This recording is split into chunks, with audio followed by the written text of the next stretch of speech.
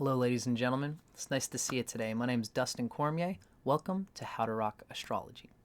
Today we're going to be doing a little bit of a crash course on my beloved school that I've been an apprentice with for 4 years and I've just finished. Today is a crash course on the Asheville Vedic Astrology Apprenticeship program. Welcome, welcome, welcome. Now, today, this is my personal rendition of a crash course. I'm going to try to wrap it up in an hour. Let's see if I can do it. This is for my own channel. For those interested, I actually go into more detail about this same presentation that I'm making. I'm going to go into more detail with it with Fiona Marks. She is the current director and arbiter of Asheville Vedic Astrology, because Ryan Kurczak, the founder, who we're going to talk about, right now is focused on the more deep self-realization experiences of Kriya Yoga meditation and his lineage through Paramahansa Yogananda and Kriya Yoga. I highly recommend his work and what he's doing there. Thankfully, Ryan has left us with a foundation for understanding how to live in the world.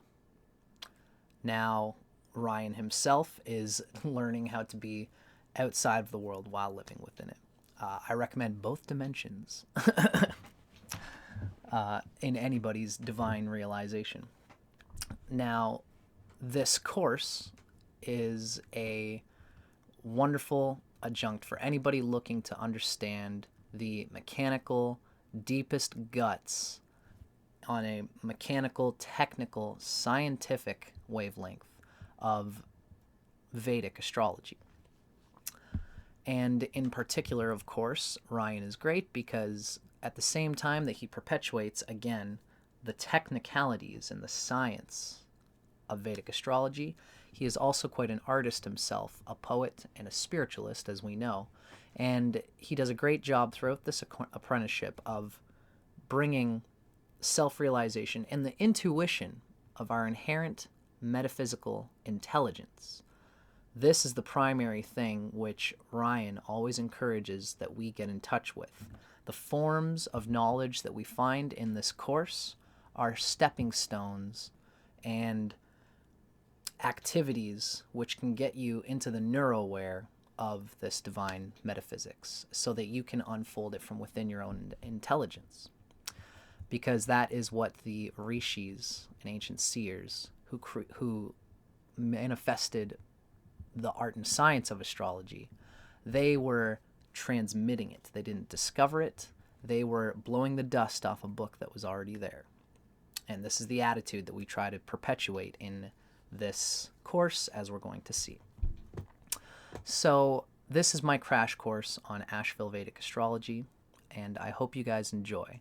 Feel free to check out ashevillevedicastrology.com, as well as the work that Fiona Marks is doing. If you want to see more in-depth presentations on each of the slides that I'm going to show in this presentation. As I said, today is a crash course, so that anybody on my channel can see what it is that I got out of my 4 years of apprenticing with Asheville Vedic Astrology. Welcome, welcome, welcome. Asheville Vedic Astrology is an online school community dedicated to teaching the basic astronomical sciences and scriptural texts required for a sound modern Vedic astrology practice. Its teachers are students who have endured through the rigorous 4 years of the apprenticeship program, have completed all the homework, and have dedicated themselves to teaching this course. I am considering myself one of these people. I've gone through everything, and I'm in. I finished. Now, the star of our show here today, and for all things Asheville Vedic Astrology, Ryan Kurczak deserves great credit. Ryan Kurczak created this school with guidance and inspiration from fellow teacher, I'm just checking my screen here, from fellow teacher and student, Ernst Wilhelm, as well as from Ryan's original Jyotish teacher, Richard Fish. The school, Asheville Vedic Astrology, has been officially in place since 2016. Ryan's trademark is a rigorous curriculum for those who want to prove themselves capable of a college level of knowledge and application in this ancient science. Rigorous is my favorite word when describing what Ryan has put me and my fellow students through. The real takeaway here is that there was a deep concern when Ryan and Ernst got the idea for this apprenticeship. There was a great concern with it being meticulous and it being a universal standard of education so that everybody goes through it, is put through these paces, and to be made sure that they go through each step along the way. Because as we will learn, astrology is very much a stepping stone science. In the same way that you can't really, even, you could pick up a welding torch and some metal, and it looks like it's obvious what you should be doing here. But if you don't know a little bit about the physics of welding and a little bit of the understanding of the flame, the temperature, the nature of the metal that you're dealing with, you can get hurt and you can cause problems and you can do it wrong. Astrology is no different. You have to learn all of the steps in order to be able to do the great work that we see our favorite YouTubers and our favorite astrologers doing. I'm a musician myself, and this is one of the metaphors I often use, is when we see a rock star on stage and they're going blah, blah, blah, blah, and they're doing the thing and it looks so easy. To them it might be easy, but the reason it's easy is because they have dedicated hours upon hours, years upon years, going over the same figures and phrases over and over again until they got it perfect. And then they could build with their intuition, knowing the theory, knowing the elements and the fundamentals of the practice. That's how they got to become rock stars, is they did the hard work first. This course is trying to give you the tools that you need in order to rock astrology. So, the material, for those interested, it's important for us to say, again, that the material from this course comes from the ancient Rashis, who had the clairvoyance to understand that the self, the eternally pervading self, that now and then and forever, is the cosmic grandeur of the whole universe and the galaxy and the planets spinning in their cycles.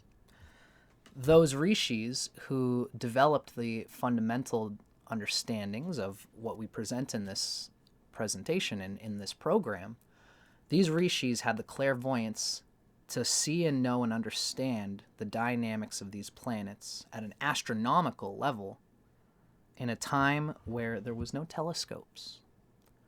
These folks did it by eye and by inner vision and their fundamental inherent understanding of this eternal science. Many people, you'll often hear people say that Sanskrit is very special because the alphabet is set in metaphysical stone. It's said that on any planet that grows human consciousness, that will grow from fish to frogs to mammals to monkeys to humans, and those humans, on whatever planet that human consciousness is birthed into, they will always find the same 27, the same Sanskrit knowledge is inherent and eternal. The Veda is inherent and eternal. And as I always like to say, the dynamics of this are a book with which we just blow the dust off of. It's already there, written in jade, as the Chinese like to say. So, the primary material for our program comes mainly from these four classics. It's Brihat Parashara Horashastra, Yavana Jataka, Sarvata Chintamani, the Jaimini Sutras, as well as other texts related to the appropriate topic. This is the guts of where our lineage comes from, which is always important for any astrology practice. Now I'm just going to check again that you guys can see me here. Good. Okay. Now, we have two source texts, which are a abrogation or a conglomerate of these preceding Rashis. And these texts have been essentially written by Ryan Kurczak and his original Jyotish teacher, Richard Fish. And for those who are wondering, I always like to show, yes, I do in fact always have, I like the paper. I'm personally all about the actual, this thing's kind of well loved. You can see that I got all sorts of scrawlings, and I've got notes going throughout this whole thing. I'm the type of person who likes to do that. These are the two books. You can get them on Amazon or whatever ways that you feel like getting them. And I not only recommend it, but it is required reading for our course, because Ryan will be directing you to important parts of these two books as we go throughout our apprenticeship course. And essentially, these two books give us the whole of astrology in a nutshell. At least the astrological principles that we will be practicing in this program, as well as more. The Art and Science of Vedic Astrology, Volume 1, is a basic breakdown of all the fundamental elements of Vedic astrological interpretation. You could just go through number 1 and you will have at least the basics of astrology. It starts off, like any astrology should, talking about how meditation, self-realization, and clairvoyance of the intelligent heart within is the primordial divine seed intelligence with which we survey the elements that we see here. And this is the primordial heart which we try to rest in when we practice astrology. The tools given, all the tools of astrology are essentially tools in our tool belt, but they are not the work itself. The work itself is your intuition of the heart of your client, or of yourself if you're doing astrology for your own self-realization purposes. This is why meditation in astrology is important. Then we get into fundamental terminology, and then the Art and Science of Vedic Astrology, Volume 1, talks about the basic stuff. I don't have it written here, but it talks about the signs, talks about the planets, the planetary conditions of dignity and other things, the houses, aspects between planets, what's the ascendant. There's the Rashis. I should have put that earlier. Rashis meaning the signs. We go into the concept of planetary yogas, certain planets combining in certain ways to give certain effects, for better or worse. The Vargas are the divisional charts. We go a little bit into this book, but really, number 2 breaks down the Vargas more concisely. In this book, we also go into the concept of Vimshotari Dasha. It's the Dasha system, which is one of Jyotish's great beloved gifts that the Western astrologers are still have no idea about. Transits are shared by Western and Jyotish. And we also have some Ayurvedic considerations in this book. The Art and Science of Vedic Astrology, Volume 2, further breaks these things down and goes really into the details of what would make you an intermediate, if not an advanced practitioner of Jyotish.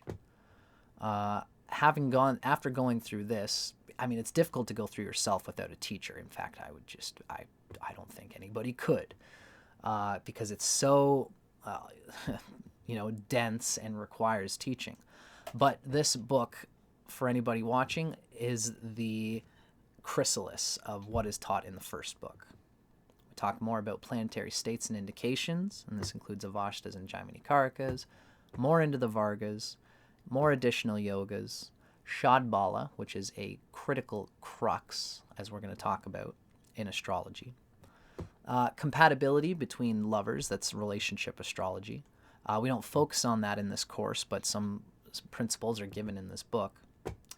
Then we talk about Lajatati Avashtas. A huge section in this book talks about delight, starvation, coming from friends, delight coming from two friendly planets aspecting or conjuncting each other. That's, for example, the Sun and Mars. We know that these are very friendly planets to each other.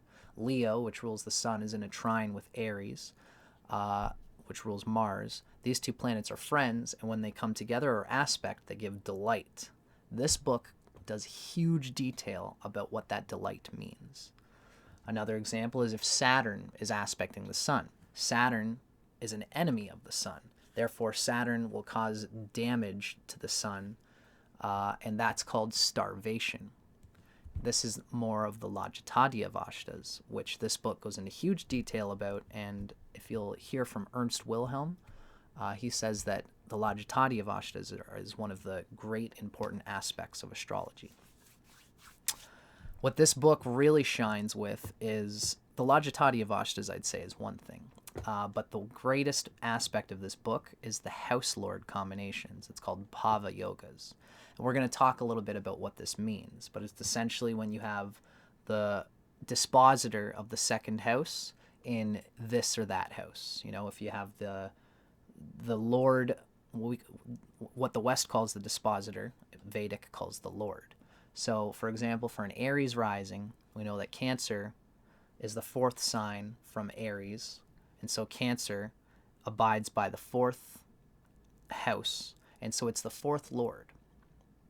And wherever the moon is for an Aries rising is going to the Bhava Yoga we would give is the fourth lord in this house. What does it mean that you gain as an Aries rising if the moon is in the 8th house? What does it mean that you get 4th house things through the 8th house? This book goes into great detail of all of the combinations, right? Because since there's 12 lords in each chart, you can do the 12 lords in the 12 houses, making 144 different combinations. Now, that is its own thing that I'm going to talk about eventually, but for now it's important to say that this book gives you each one of these in good detail, and it's one of the hearts of that book. Now, this is just a little rundown of Ryan Kurczak giving his intentions for Asheville Vedic Astrology. We're living in a time of rebirth for the art and science of astrology. This ancient meta-science is being rediscovered and cultivated by many intelligent writers, teachers, and researchers. Our aim in this apprenticeship program is to educate students as clearly and lucidly as possible on the subtle complexity and vast breadth of astrology. We are far from knowing all that is astrologically possible, but with patience, commitment, and devotion, we can serve as the link from past masters and prepare the ground for those that are to come. So Ryan's intention here is really to just give the seed of what Jyotish is all about. And this is where we're going to start talking about our apprenticeship curriculum. For those watching, I do want to say that, again, this video is intended as a crash course. So what you're really going to be getting in here, when you go on to Teachable, you'll find that there might be things, I'm calling this year 1, year 2, year 3, and then year 4, each with 3 semesters. The specifics of those, if you're doing this on Teachable, it might not take a year to get through year 1. My intention in this video is just to give you the content that this course is going to give you after you've gone through it. It's going through some moderate modulations right now in terms of the pacing, but the content will be eternally the same, built on the information that we give in these 4 years, 3 semesters each. And that's what we're talking about. So, each year provides the opportunity to study 3 important facets of astrology. Year 1 has 3 semesters. Year 2 has 3 semesters. Year 3 has 3 semesters, etc. And this is the overview of everything. In the first section, we have 3 points. And this first section, this first year, is going to talk about basic beginner astrology. I mean, this really does unfold this way. Year 1 is the basics. If you get past year 1, you are a basic astrologer, and you can, a lot of people should do year 1 just to get a basic understanding of all the planets and the signs and the houses, how they interact with each other a little bit, if you want to get an astrology reading. I recommend a lot of people might not need to go past year 1 because it is the fundamentals, and you should at least do year 1 if you really want to get a good reading from an astrologer in our course, or from anybody really. Now, year 2 goes into some of the intermediate things that will take you from being a basic astrologer, even what a lot of Western astrologers will come to see and do in they'll get a lot of it out of year 1. But year 2 is what takes the regular astrology that most cultures can get something from. Year 2 makes it succinctly Vedic and takes what you've learned from year 1 and what most Western astrologers have already learned and says, this now is what will make the Vedic turn of mind in the course. The first semester, it's semester 4, we're going to talk about Shad Bala, and that's the inherent strength of a planet. Again, I just want to check myself here. Yep. So semester 5 is the second semester in year 2. It's going to talk about planetary relationships and states.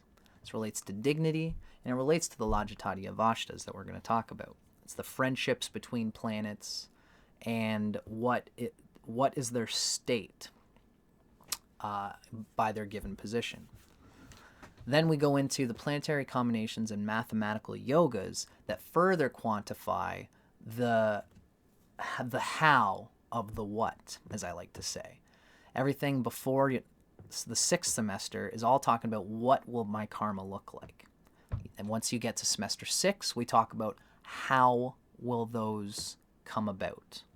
How will this positively placed yoga express? Will it fully express its positivity, or will it be stained? Will it be blocked? Will it be obstructed because of the figures given in this year?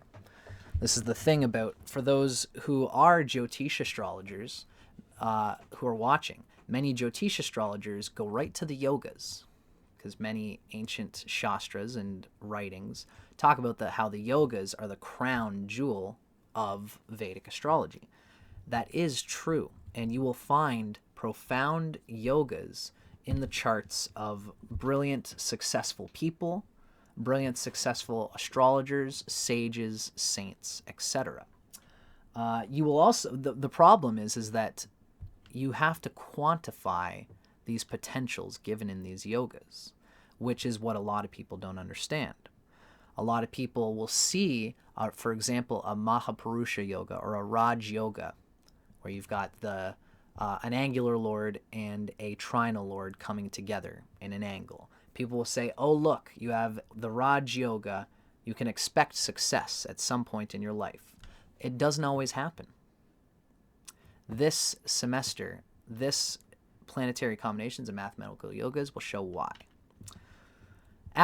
So year 2 is kind of like a little bit of a crunch.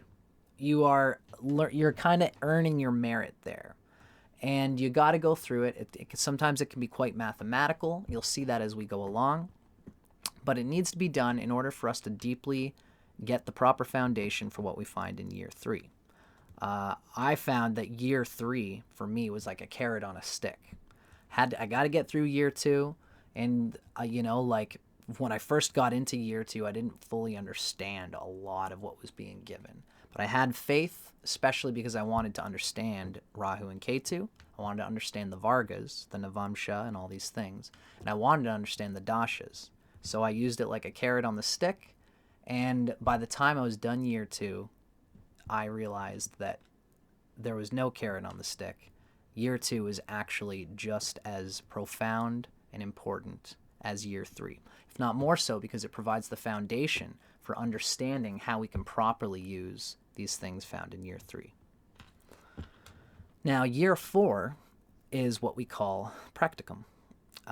It essentially just means that we're going to go through it at the very end. It's essentially us practicing what we've learned. Ryan Kurczak kindly and lovingly kicked us off the dock and said, learn how to swim. And we learned, because you have to at some point bite the bullet and just go out and do the thing. Thankfully, one of the great things that this apprenticeship offers, as I would like to say, is the opportunity for you to go out on a limb based on the fact that you're in an apprenticeship where you have a teacher saying you have to go out and teach now. You have to go out and do the practice, go and get some clients. And this provides a framework for anybody who has difficulty doing that very difficult thing of getting out and doing it and doing charts. If you are somebody who has been learning astrology for a long time and you find that you have a hard time stepping off the platform and finally making a website, putting yourself on there, offering a job at a price, hoping that people come to you for the price given, this is the 4th year where you need to finally practice doing this. If you want to make a business out of astrology or a healing practice as a genuine counselor, you got to do the thing. The practicum, the 4th year, is your opportunity to say to people, you can do it on a donation basis, and people will come to you, and every time you come on, you say, this is a donation basis. If things go awry and I don't know what I'm talking about and I can't give you, I don't feel confident yet to truly do the chart for you, and it all goes wrong, it was a donation basis, which means that the person can't really be that pissed at you. They're trying to help you out. So this for the 4th year, you're really just asking friends to help you practice your art on a donation basis.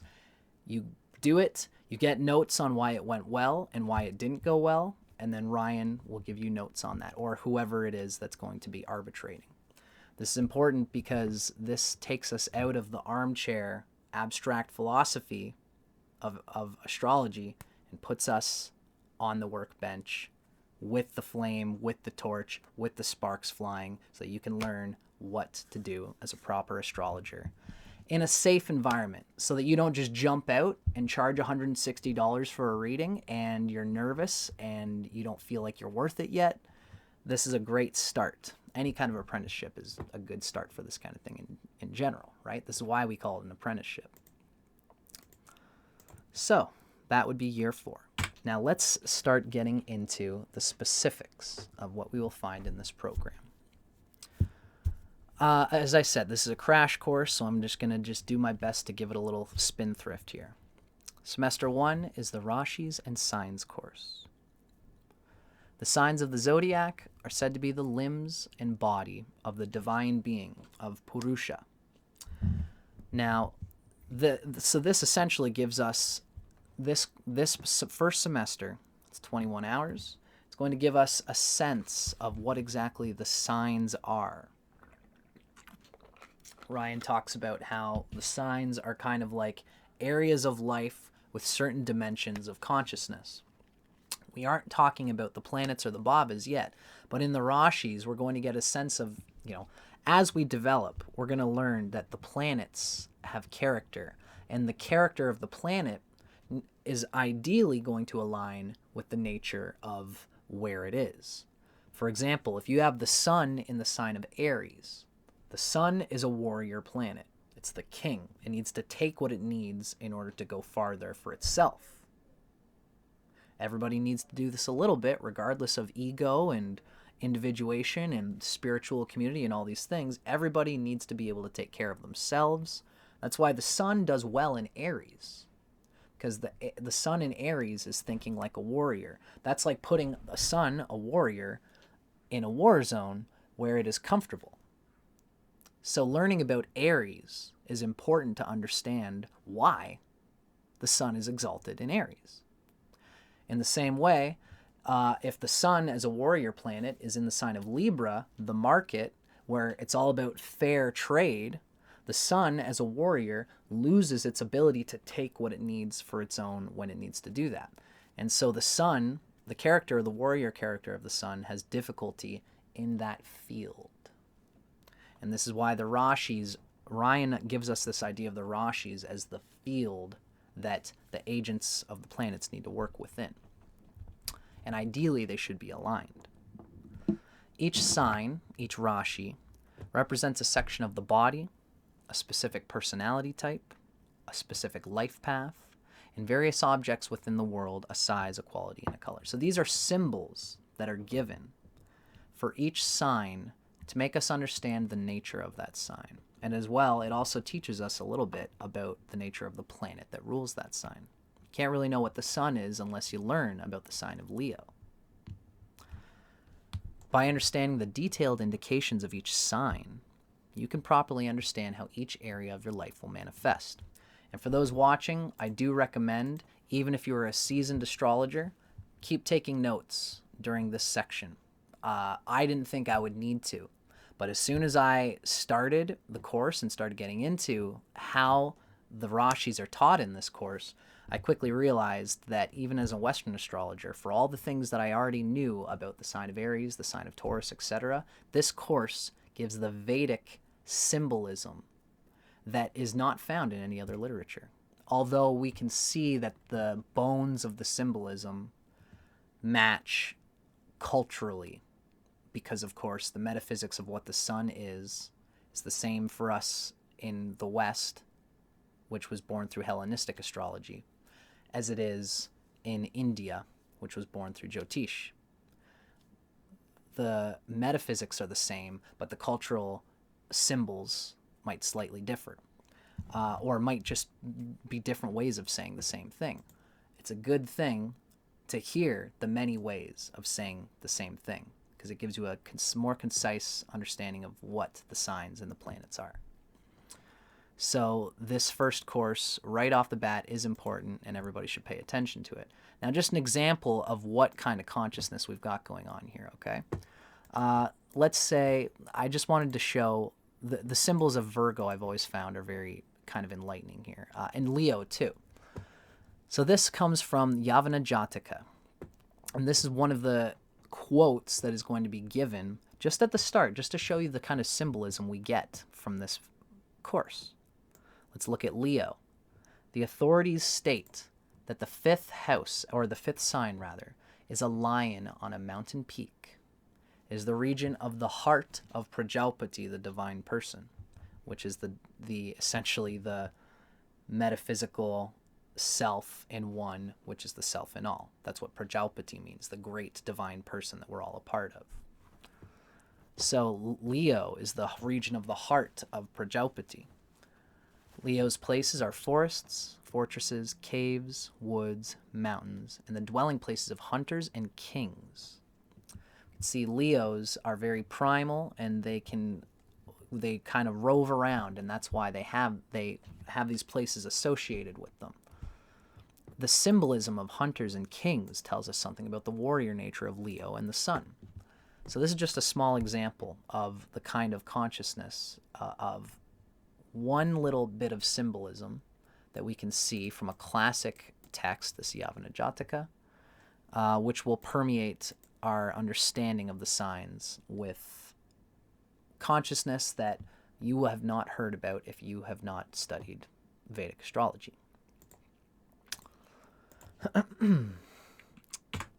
Now, semester 2, we get into the Bhavas and houses. In semester 2, we explore the detailed possible indications of each house and how they relate to every area of your life situation. We will learn how to combine the meanings of the zodiac signs with each house. We'll explore each of the 12 ascendants and how the relative position of each sign from the first house gives a complex description of a person's character, personality, and most common life experiences. So this is essentially the Bhavas and the houses. And this is stuff that everybody should have an easy understanding of already. You know, for example, when we just go to any old chart, I'll give the example here of Chris Rock. We're going to use him as an example because he's one of the only charts I could find who is Aries rising. We see we have Aries here, and Aries rising is at the top. This is the North Indian style. I actually usually practice through the South Indian style, and so does Asheville Vedic Astrology, but you can actually practice with either. In this case, I'm going to show North Indian, just because Aries rising is what's prominent here. And we can see that Aries is the first lord. Aries rules the first house. And for those watching, this is an important breakdown that I have to break down. You'll notice that there's the little orange numbers represent the equal house system, and the blue numbers represent what we call Bhavachalita, or the cusps. Vedic astrology uses both of these things. It's important for everybody to understand this.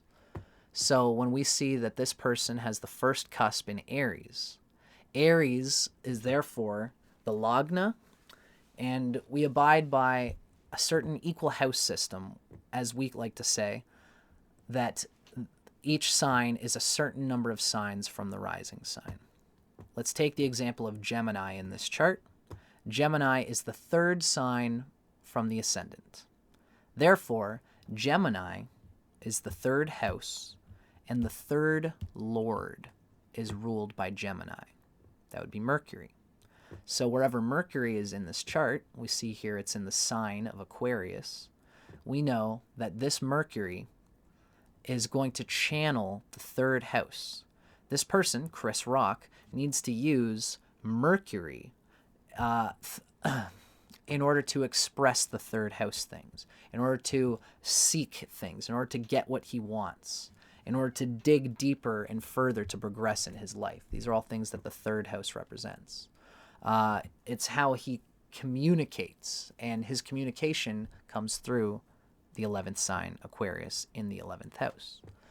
So for no matter what, for an Aries, Taurus is the second lord and dispositor. Gemini is the third lord and dispositor. So Mercury is the third dispositor.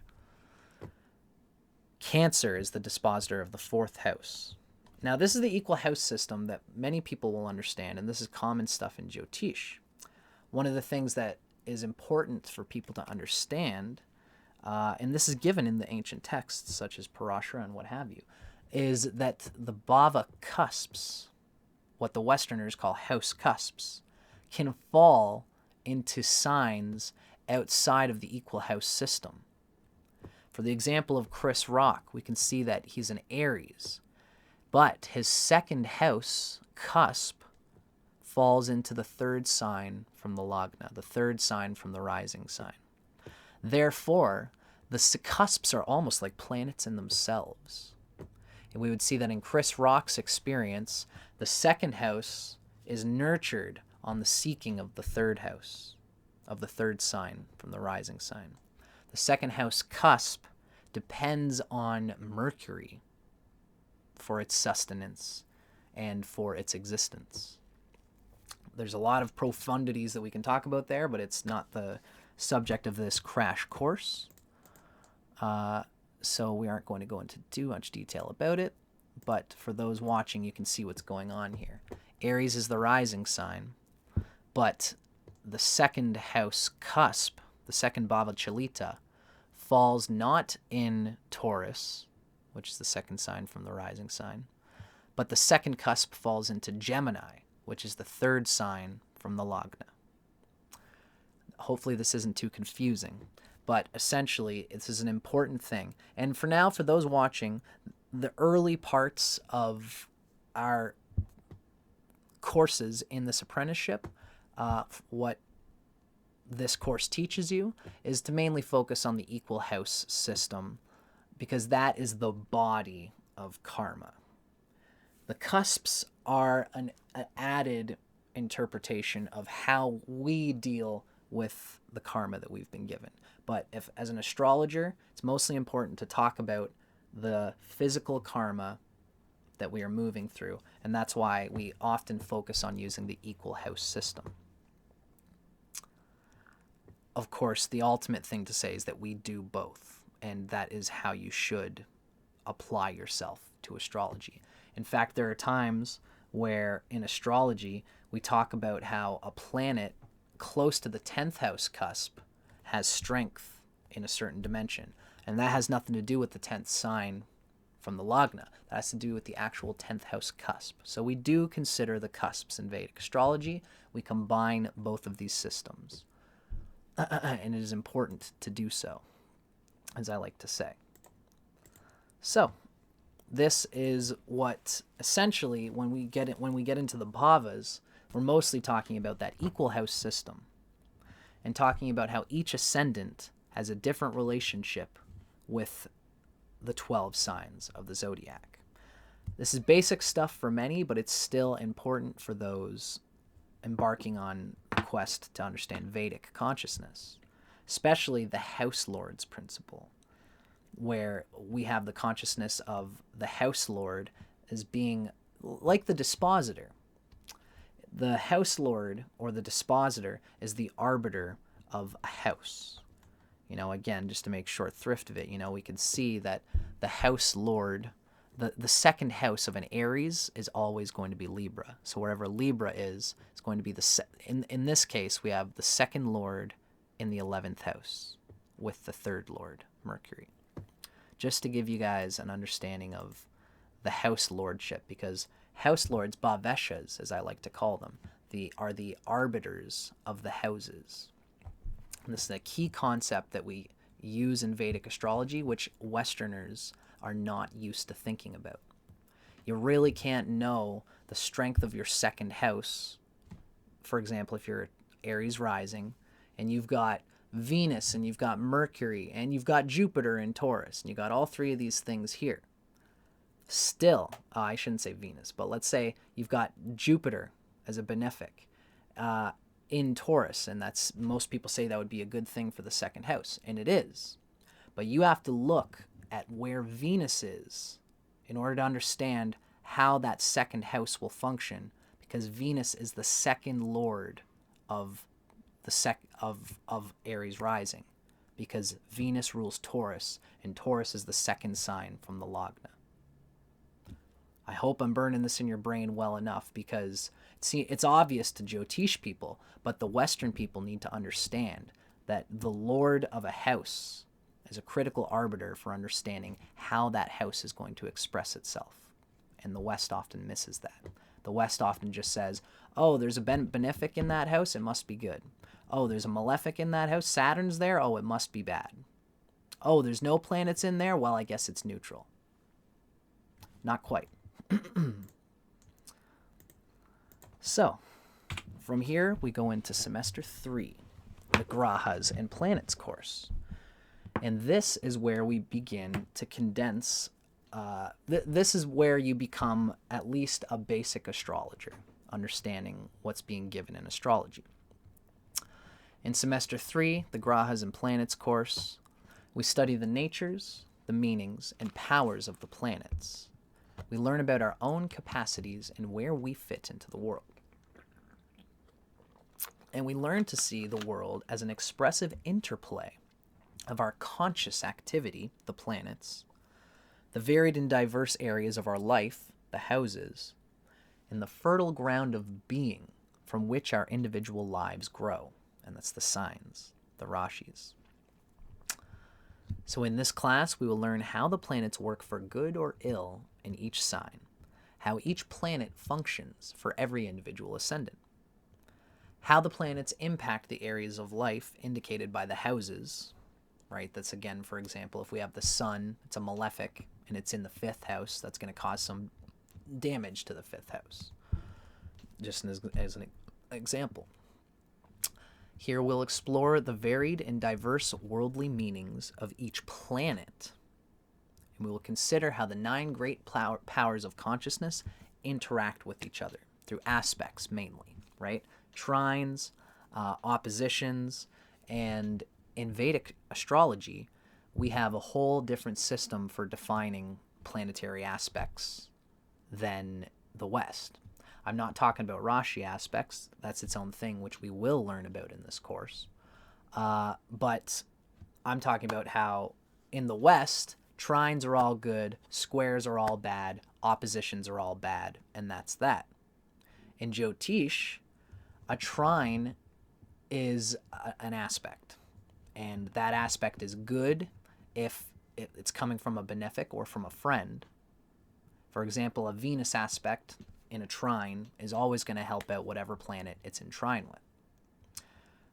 Although Venus's trine aspect will hurt an enemy, like the sun, for example, but that is something we get to later.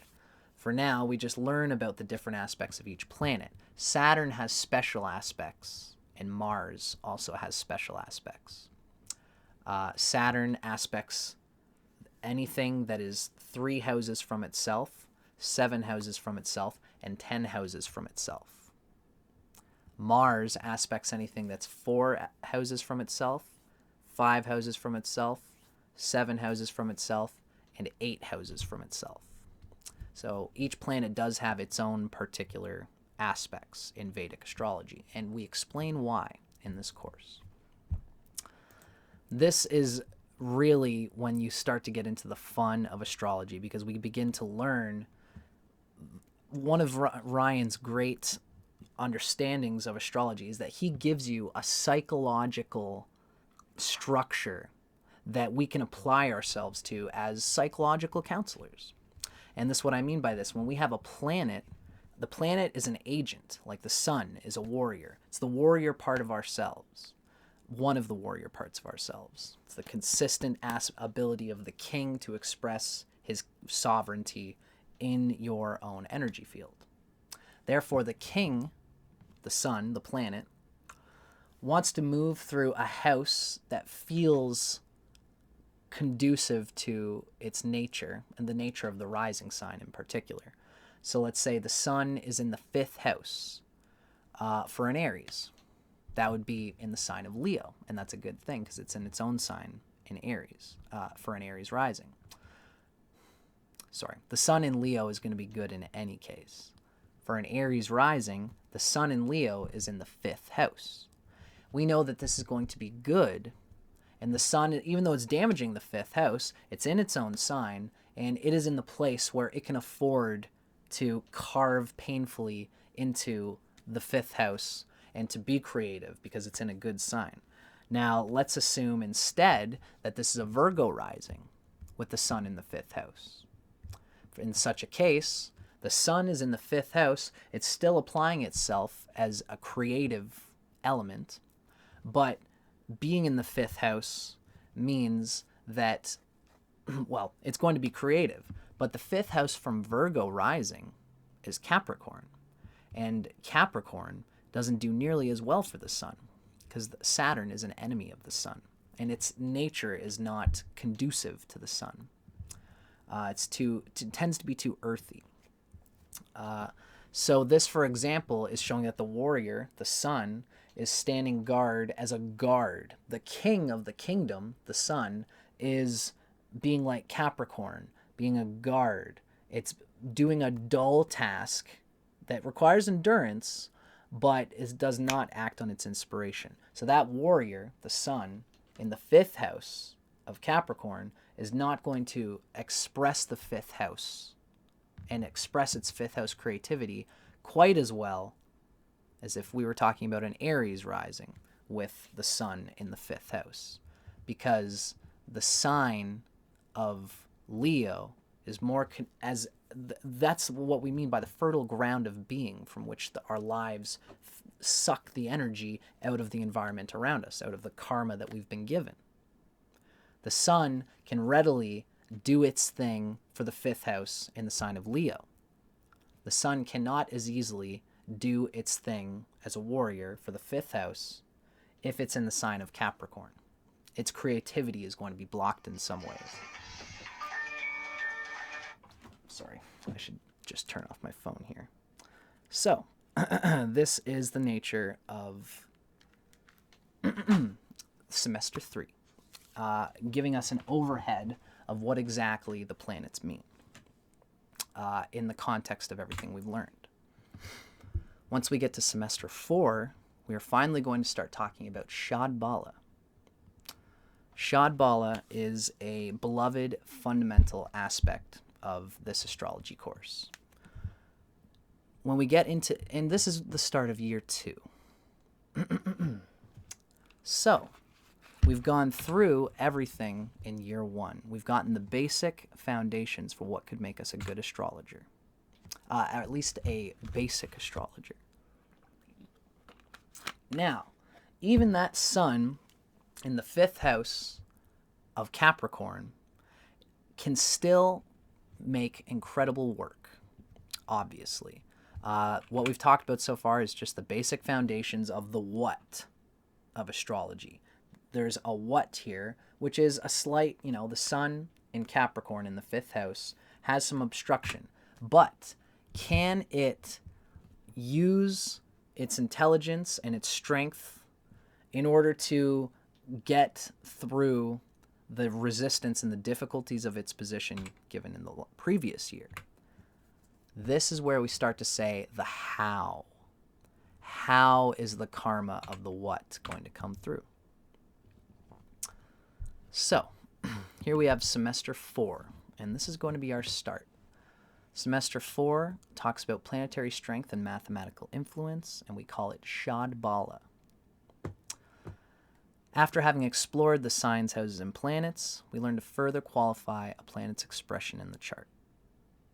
Now we explore the most important mathematical gauge that will serve as a foundation. And this is, Shad Bala really is a primary foundation. This is the center of the spider web here, where all of the potential yogas that we're going to learn about later depend on Shad Bala. All of the capacities that we've already learned also depend on Shad Bala. It's really a fundamental aspect of astrology. So, Shad Bala, what Shad Bala means is 6 strengths, and it gives different types of strength based on things that have nothing to do with the planet's position in the from other planets. It has nothing to do with aspects. It has nothing to do with what especially with what Westerners typically define as planetary strength. So this shows a foundation for how we can quantify the power and influence between planets. For example, the sun being trine anything. Let's say if the sun was trine Saturn. If the sun does not have strong Shad Bala, then it cannot give that much damage or malefic influence to Saturn. And this is especially so if we have the sun and Saturn, for example, if they're conjunct, and Saturn, like in this example, Saturn has much stronger Shad Bala than the sun, then Saturn will be the one, because Saturn and the sun are both enemies. In this case, Saturn will have an easier time and will overtake the sun, and the sun will be obstructed. This is the type of person who endures a lot on something that doesn't feel close to his heart, but he still endures a lot and will still get rewarded in life because they abided by Saturn. It'll just take them a little bit longer to get the rewards in that case. And they have to be humble in order to really receive them. So, Shad Bala shows us the power and influence between planets, shows the strength of a house lord, for example, the second lord Venus in the 11th house. How strongly can it pour into that position and illuminate it with its light? The quality of yogas, and this is something we're going to talk about in the next section. And then it also shows the capacity of the planetary states we call avashtas. If a planet is completely awake, Jagrat, by being exalted, or by being Yuva Avashta or Kumara Avashta, these avashtas will work and fully bring out the essence of the planet, the ripeness of the planet, if it has strong Shad Bala. It's almost like the things like the avashtas, delight, lajatati avashtas. These things are the ripening part of the fruit, but that fruit can only ripen if the essential seed grows to be a fruit in the first place. This is what Shad Bala signifies. So, Shad Bala is absolutely foundational. By deep exploration and study of Shad Bala, we can understand how a dasha, planetary time cycle, will develop. This is important. If you're looking at Vedic people will learn quickly, they'll get this idea of the dasha cycles. And if you want to learn about it, you can look up, you're in your Venus dasha. And you might see, oh, my Venus is debilitated, so I'm probably going to have a bad experience. Well, if Venus has no Shad Bala, very little Shad Bala, you might not experience that much difficulty with that Venus because it's not loud. It doesn't have any presence because it lacks Shad Bala. However, if that Venus is debilitated and has many other ill significations, and Venus has very high Shad Bala, you will probably fully, loudly experience the bad parts of that Venus. But Shad Bala tends to be a good thing. It's planetary strength, which means even if Venus is ill-placed in all other ways, if that Venus has strong Shad Bala, it will experience its pain and it will experience the difficulties shown by other things in the chart, but it will be more awake to them and it will move through them faster and with greater grandissimo, with more grace, because it has Shad Bala strength.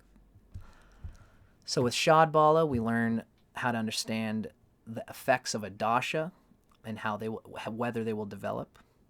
We can see how strong are the positive or negative karmas in the chart, how comfortable a person is with the energy of the planets in their chart, and can the person and the planet in question rise above the difficulties given by other planets. So let's just digest a little bit about what exactly we mean here. We're looking at Chris Rock's chart. This is Kala software, as many of you may know. We're going to click on the right. We're going to go to Shad Bala. And this is our Shad Bala schema here. So each of these, you can see there's a lot to it. And in this course, we're going to go through them all. This is one of those things where it can be, Shad Bala is like one of those things, like where, again, if you're a chemist, it's annoying to learn all the 10,000 numbers on the periodic table. You're going to learn about, like plutonium and newtonium and these things that you might not ever even use. But you need to know them, and you need to have gone through them in order to apply. Even if you only become a chemist of plastics, you're only going to use a small part of the periodic table. So learning all that other stuff was kind of like, you're not ever going to use it, but you need to go through it. You need to understand the context of the plastics that you're using, in the context of the rest of chemistry. And in the same way, with Shad Bala, you need to learn the guts of what makes Shad Bala in order to understand what it means when a planet has or doesn't have this strength. So in Chris Rock's chart, we can see that Jupiter is the strongest planet with Shad Bala. And there's probably a few reasons why. We start off with Sthana Bala, and Sthana Bala relates to things like, where is the planet in its retrograde? What is the speed of the planet? That's actually more like Chesta Bala. But Sthana Bala has to do with, is it close to exaltation? Is the planet, is the season of the year conducive to the planet's nature? We can see that Chris Rock here was born in February. February is a springtime season, and this would be helping this Jupiter a little bit. How is that planet within several of the Vargas is another one that Sthana Bala talks about. Sthana Bala is one of the 6 Shad Balas, right? Sthana Bala is 1, Dig Bala is 2, Kala Bala is 3, Ayana Bala is 4, Chesta Bala is 5, and then Drig Bala is basically 6, and then Nisargika Bala is its own thing within that. These are going to show the guts of the planet's strength. Now, one of the big ones, just to give you a clue, again, a clue as to what's going on here. Dig Bala is considered, it's my favorite, one of the greatest things that I've learned in astrology is understanding Dig Bala. And this has to do with where the planet was in local space, as Victor Kara would call it. Where is the planet in the local space of the sky when a person is born? So, for example, and this has to do with the planets being close to its favorite angular position. And what I mean by angles is, of course, the houses. Jupiter, for example, does best when Jupiter is close to the first house. We can see this Jupiter is in the 2nd house.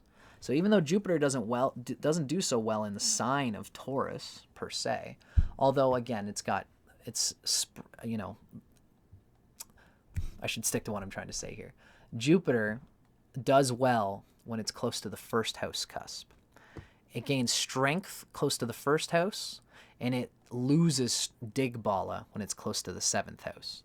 And I've done videos talking a little bit about this, where, for example, Jupiter does best closer to the 1st house because the 1st house relates to the self. So the closer Jupiter is to the 1st house, the more Jupiter, who's about guru, The guru is going to give you an experience which fits the experience that you want to have. You're learning about the resistance and difficulties of life through Jupiter, through a guru, who's doing it through your own nature. It would suck if you had a guru and you were somebody who likes to be in the warm and to meditate. And the guru said, no, go meditate outside in the cold where you'll freeze your tailbones off. And you might, maybe that's what you need to do. If you've got Jupiter in the 7th house, that's kind of what you need to do. You need to learn in a way that's more difficult, and that's why Jupiter loses strength in the 7th house. You're essentially abiding by what you're listening to other people in order to learn about yourself, whereas Jupiter likes to listen to itself in order to learn about itself. So it gains strength closer to the 1st house cusp. Mercury is the same way. Mercury likes to be close to the 1st house cusp. So we can see this Jupiter being in the 2nd house is quite close. Therefore, it has 52 points of dig Bala out of 60. It requires 35 points to be able to do its thing well. So if this Jupiter was under 35 points, it would have difficulty, but this one isn't, and so it has 150% of what's required in order to have a strong dig Bala score. And this greatly aids this Jupiter in doing everything that it needs to do. Now we need to combine on top of that Kala Bala for Jupiter. And this has to do with the time that a person's born. We can see that this Jupiter has a great strength in Kala, partly because Chris Rock was born close to the morning. 10 in the morning is leaning towards the side of Jupiter being in the morning. It relates to the east. It relates to the 1st house. It relates to the dawning of the self. That's as an example. This Jupiter could still be in the 2nd house if it was like midnight in the sign of Taurus, but it would lose Kala Bala. So this goes to show you how many things astrology considers. Another example we can see is Paksha Bala, and this has to do with the moon being either a full moon or a new moon or anywhere in between. Certain planets do better when the moon is full. Certain planets do better when the moon is closer to the new moon. In this case, the moon is only 3 signs away from the sun, so it's not really full, which means that those planets who want it to be full are going to lose a little bit. We can see for Paksha Bala, Jupiter only has 22 points out of 60, so it's not as strong as it could be. It's very insignificant in the long sphere, but it is significant in, it's insignificant in the short sphere, but all of these things do add up. And it has been said, Ernst Wilhelm has said, that you can do astrology for somebody, and we often invite you to challenge yourself to do an astrology chart using only Shad Bala. And you'll be amazed to find the strengths and weaknesses in certain people's auras when you see that they are lacking Shad Bala of an important sort in this given schema of Shad Bala. Simple example I could give here is that this person has Saturn also very close to the 1st house cusp. Saturn likes to be close to the 7th. Since this Saturn is so close to the 1st house cusp, it only has 10 points of dig Bala, and it only has 32% of what it needs in order to express itself effectively, at least according to dig Bala. So that is a gumball condensation of what Shad Bala is all about. Now let's move on from here. After Shad Bala, we get into the next year, which is the introduction to planetary relationships and states. From here, we learn to further qualify a planet's expression within the chart. From here, we're talking about how planetary energies coalesce and interact. In a way, this is the true heart of astrological knowledge.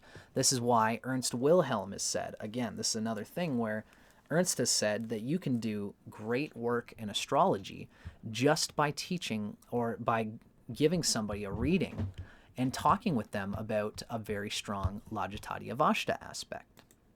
So I'm going to unfold this a little bit so you can see where I'm at.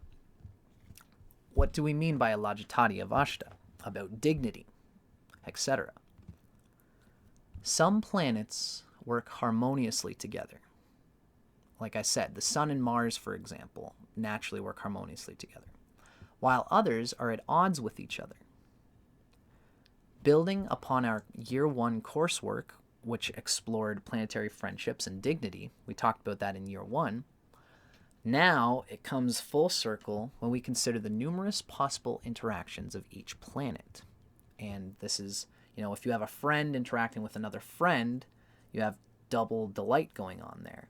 Sometimes you have a planet who's a friend for one is an enemy to the other. For example, when the moon and Mercury are conjunct, the moon is an enemy to Mercury. Makes Mercury not think as clearly. It's too emotional. But Mercury is a friend to the moon.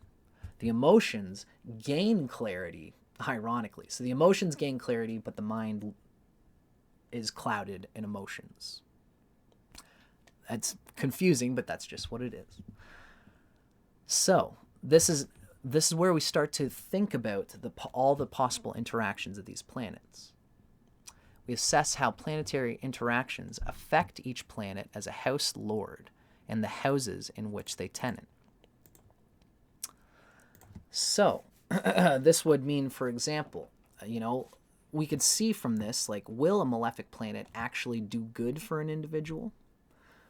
We can see, if a malefic planet like the Sun is placed in a way where it has delight from its friends, then we have a glorious joy in using the malefic energy of that Sun, even though it can be painful. The bad elements of the Sun are reduced or forgiven because of the nature of the planet that's delighting. For example, Mars delighting the Sun will give the Sun more of an inspirational, hard-driven edge, which will make it feel good and feel satisfied, even in its body is satisfied to do the work that it does. And this helps the Sun to get through any difficulties with anything else. We could even see, for example, if the Sun is conjunct Saturn, or if the Sun is in the sign of Capricorn, and Saturn is strong Shad Bala, and the Saturn is strong, that means that the Sun is going to be starved by Saturn by being in Capricorn. This is part of the Lajatati of Ashtas. But if Mars is delighting that Sun, then even though the Sun is being obstructed because it's doing a job, again, that's all about endurance and less about inspiration by being in Capricorn, Mars delighting that Sun will feel like there's an inspiration, a nobility in what it's doing. And that Sun will feel better about the fact and will be easy and be, egoless about the fact that it might be wasting some of its true inspiration on this karma that it has to go through. So that's when, a malefic planet like the Sun can actually do good for an individual, or Mars as a malefic is actually helping the Sun in this case. So this semester also shows us when a benefic planet might short-circuit one's good fortune. Can a badly dignified planet still excel with the help from its friends? That's what we said about the Sun there. And will a well-dignified planet be able to overcome its enemies? Now, as I said, Ernst Wilhelm has said many times when talking about Lajatati of Ashtas that I've done sessions with people myself. I'll just do this. I've done sessions with people where all I did was talk about, let's say if a person is an Aries rising, and let's say that Mars is the Atmakaraka, okay? And let's say that Mars is conjunct Mercury. Mercury is an enemy to Mars. We can explain why. Essentially, the instinct of Mars gets lost in a fog of overthinking about the details of how its results are going to come through. So it never has the instinct to act on anything. It's always going to think first, and that's not what Mars is supposed to do. With Mars, with astrology, you got to keep your apples apples and your oranges oranges. It's good to have forethought, but when it's time to act instinctively, You got to act instinctively. And Mars conjunct Mercury, Mercury will, no matter what, draw that Mars back to a place of overthinking, and that is not good for Mars at its essence. So what in this situation we would say, Mercury is starving Mars, and this is going to obstruct everything that Mars represents in the chart. In the case of an Aries rising, it's going to obstruct the first lord and your basic life path, your basic sense of your personality, what everybody regards you as important for. You know, most Aries risings can be counted on to think first, call the shot, and if they're wrong, it's just like, well, you guys put me in charge and I can't get them all right, but at least I'm the one making the charge. If you are an Aries rising, people respect that about you. And if you've got Mars conjunct Mercury, you're not going to be the best shot caller all the time. That's part of your karma. You got to accept it and you got to deal with it. I've done chart sessions talking in moments like this where all you really have to talk about, you know, people come to astrology sometimes to get an essence of themselves, but a lot of people come to astrology because they're obstructed and they're blocked. And if you can just see something like this and explain to the person what's happening, might be all you need to do in the session, right? Because Mars, for an Aries rising, is the first lord as well as the eighth lord. And both of these dimensions are important for an Aries rising. If Mars is the Atmakaraka too, that means that their soul is also going to be obstructed by that Mercury. And so they are going to be well relieved to hear how they can deal, what kind of remedies an astrologer would give in order to deal with that contradiction.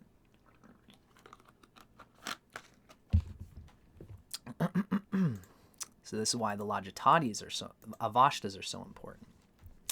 We go through the delight, which means a friend is aspecting a planet. Starvation means that an enemy is aspecting a planet. And then shame, agitation, pride, and thirst all mean different things that we will get to in our course. Now we are talking about section 6. And this is really, in some ways, the final arbiter. There's a lot of digging in this particular semester. It has a mathematical essence, but again, I would say, really, Ryan doesn't, this course does not force you to use the formula that you're kind of about to see. It doesn't force you to use it all the time. It forces you to use it, like I said, just like with chemistry.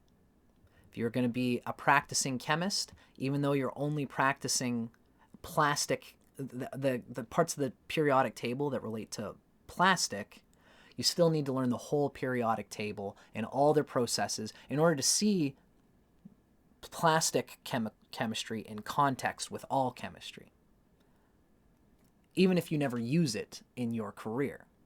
In the same way, our course is going to show you how to calculate a particular mathematical formula. It's called Ishta times Subha times Bala. And this is going to qualify yogas, particularly the most important yogas given from the ancient astrologers. Now, it's this part of the course where many Jyotishis will say that what we're talking about here is the crown jewel of astrology. The Mahapurusha yogas, for example, are an incredibly profound thing. The Raj yogas, or a Raj yoga, is considered to be the legendary important aspect. What it is when a trinal lord, which is the first, the fifth, or the ninth lord, is conjunct or in some kind of aspect or mutual yoga with an angular lord. It's the first, the fourth, the seventh, or the 10th lords of the chart. Because what you're doing there is you're combining the opportunity of the angles. Everybody knows that the angles are moving, they're cardinal. They make us move. We have to move through the angles, and they bring opportunity for better or worse. When a good angle lord is aspecting a good trinal lord, what we have is the opportunity of the angle and the talent and luck of the trine, because the trines have to do with our essential nature. When you combine these two together, you get what's called a Raj Yoga, And many astrologers throughout the past saw this, and this is kind of like being a godly electric guitarist. And what they did is they pretended, it's kind of like a funny thing that has happened in the past in astrology, where people hear about this Raj Yoga thing and they're like, oh, Parashara, and everybody says that this is the big thing. This is the most important thing. So if I see a Raj Yoga in someone's chart, I can just tell, oh, easy. This is going to be an easy session. You're going to be successful. You're going to be amazing. And all I have to do is tell you that. As an astrologer, I get to hang out with someone who's going to be amazing. So let me just beef you up. Astrologers, there's many astrologers who will do that kind of thing. In particular, throughout the past, astrologers and Jyotishis understood that Parashara winked his eye at this Raj Yoga thing. And so now everybody's obsessed with Raj Yogas, but if you don't quantify the Raj Yoga, then it's not going to manifest. You need to, the planet itself needs to have certain requisite elements of karma, of goodness, and of alignment in order for this Raj Yoga to manifest, to put it in a short thrift sort of way. And this is what we're talking about today. This is Ishta, Subha, Dig, Bala is the particular crux of this chapter. And also, this chapter talks about auspicious yogas. And honestly, this is really the crown jewel. And this is, you're going to see why once we start getting into it. So this is the end of the year 2 of the Astrological Apprenticeship program. It concludes with a detailed exploration of yogas. What yogas are, what they mean, what different types they are. There are so many different types. We've all heard about yogas for health, wealth, disease, poverty, marriage, and status. Now, this is what I was talking about. Often, astrologers make assessments about these yogas that do not give their results. Wonder why? Or they're surprised to see success in a person's chart that do not have the obvious yogas. This can be related to the philosophical and mathematical principles as shared in Brihat, Parashara, or Shastra, which we will be covering in this course. And this is given in the Hora Shastra. This is not coming from Ryan. This is not coming from Ernst. This is coming from 3,000-year-old scripture that has been rolling on the tongues of Vedic people for thousands of years. So, this section 6, semester 6, is going to reveal, is there a block or an obstacle to the yoga manifesting?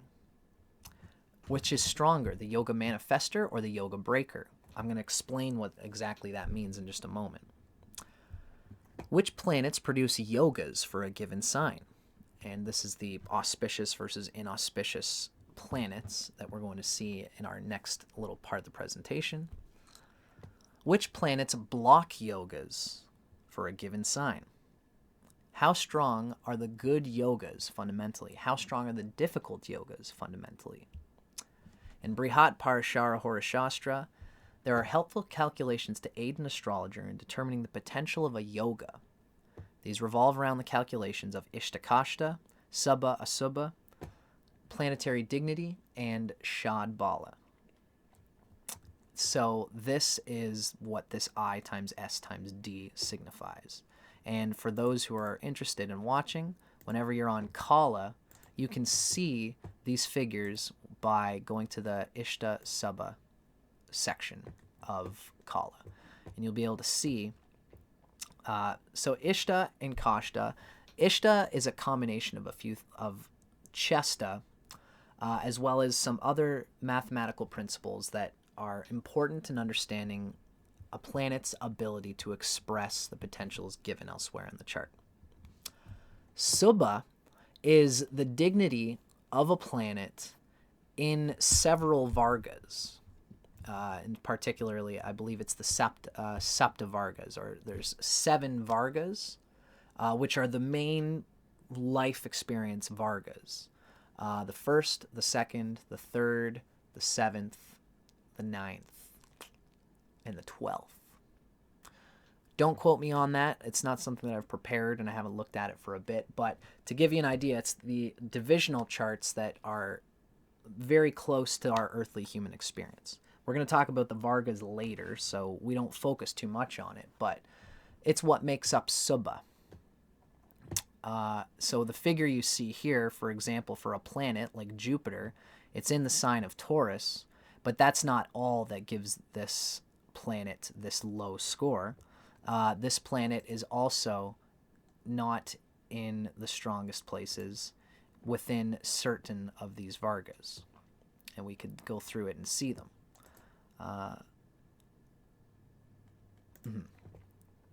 So this Jupiter expressing itself with only 13 points of Subha is for that reason. It has Ishta at 37, and we know that this Jupiter has very strong dig Bala. Now, when you multiply the Ishta by the Subha by the dig Bala, you get a ratio of 7.4 positive to 2.1 negative. And that means that this Jupiter has the potential to express positive yogas if and when we find it in any sort of a yoga situation. I don't believe that that is the case.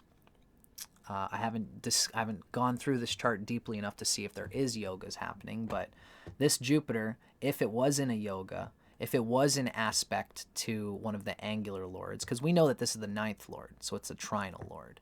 If this Jupiter was with an angle lord or in a yoga with it, then it could express the positive dimensions of what Jupiter represents as a yoga producer with this score. And if it doesn't have it, like for example with this Mercury, we see that Mercury is with Venus and the Sun. None of this really has the potential to make a yoga, but we could even see Venus here. Venus and the Sun could technically be considered to be making a yoga because the Sun is the 5th lord and Venus is the 7th lord. We have a trine and we have an angle lord are together in a conjunction. However, the Sun has an okay score, so it's expressing some of the positive potentials here. But Venus has a very low positive yoga production and very high negative yoga production, which means that the difficult aspects of Venus here would come through very strongly and obstruct that Sun. That's what we'd call a stained yoga. And this is where we would see that the breaker, the yoga breaker in that case, is stronger than the yoga manifester, and therefore that we couldn't exactly expect it to come through without some kind of blemish. And this is Chris Rock's chart, so we can see that and it's in the 11th house. So maybe it's possible that there is some positivity happening with the 7th and the 5th lord in that 11th house, but it is not without its stain. It's not without its debilitation of sorts. And this is what we're talking about here. Sorry, I'm always playing around with my things here. Now, this is a huge part of this aspect of the course. Really, what fundamentally we're getting at here is the important crux of this part of this semester is talking about auspicious versus inauspicious lords. And this is what we're talking about here. The Lord of these are statutes given in this semester that we talk about, and it's given from Parashara. What we hear is that the Lord of a trine, it's the 1st house, the 5th house, and the 9th house, will always give auspicious results. The Lord of the ascendant is especially auspicious, as it is an ascendant. It is an angle as well as a trine, which is interesting about the ascendant Lord. So when we look at an Aries, for example, we can see we have Aries. This is a South Indian chart. Aries being the 1st lord, we know that Leo is the 5th, Aries 1st, Taurus 2nd, Gemini is 3rd, Cancer is 4th, and then Leo is the 5th sign from Aries. So we see the 5th lord is auspicious to Aries. As well, Sagittarius is the other fire sign. So we can see Sagittarius and Jupiter are auspicious to Aries. Of course, Aries rules Mars, and Mars is the 1st lord and the first lord is auspicious. Mars also rules Scorpio. This sign of Scorpio for an Aries is made auspicious because Aries is ruled by Mars, and so Mars also rules the first house. So we can see that if a planet is auspicious, this auspiciousness will always almost override the negative qualities of the other houses that it might rule. We're going to see this example in Jupiter in just a moment. But generally speaking, any planet owning the 3rd, the 6th, or the 11th house will give evil effects. We can see this in the example of Aries. We see Aries is here. Capricorn rules the 10th house, and the 10th house wouldn't necessarily, this doesn't say that the 10th house is evil, and the 10th house isn't necessarily evil. But Saturn also rules the 11th house, and the 11th house is the most evil of the house lords. So, because Saturn rules Capricorn, the 10th house of Aries, and Aquarius, the 11th house of Aries, we consider that Saturn is an evil planet to Aries, and it causes damage and destruction, especially when it is conjunct any other planet. If Saturn is aspecting a yoga producer, that Saturn might break the yoga because Saturn is ruling the evil 11th house of egotism and worry for the future. That's essentially the idea there. So a planet owning the 3rd, 6th, or the 11th will give evil effects. And the beauty of this is that it's reflective in a certain way. Like we could ask, is Leo auspicious because it's the 5th house from Aries? Is Leo and the Sun auspicious to an Aries because Leo rules the 5th house? Or does Leo rule the 5th house because it's auspicious to Aries because they're friends? There is a wonderful interweaving of wisdom here that if you read what's happening here, it shows why are the planets friendly to each other. It has to do with the signs from the ascendant, most typically. Although friendship does have its own rules. It's just interesting to see how they blend when we think about the nature of an Aries. So this is just how these signs work. Now, the effects due to the Lord of the 12th and the 8th will depend on their association. And we here have the example of Aries rising. So the 12th house, we know it can have kind of negative connotations typically. But in this sense, the 12th house and the 8th house tend to be neutral.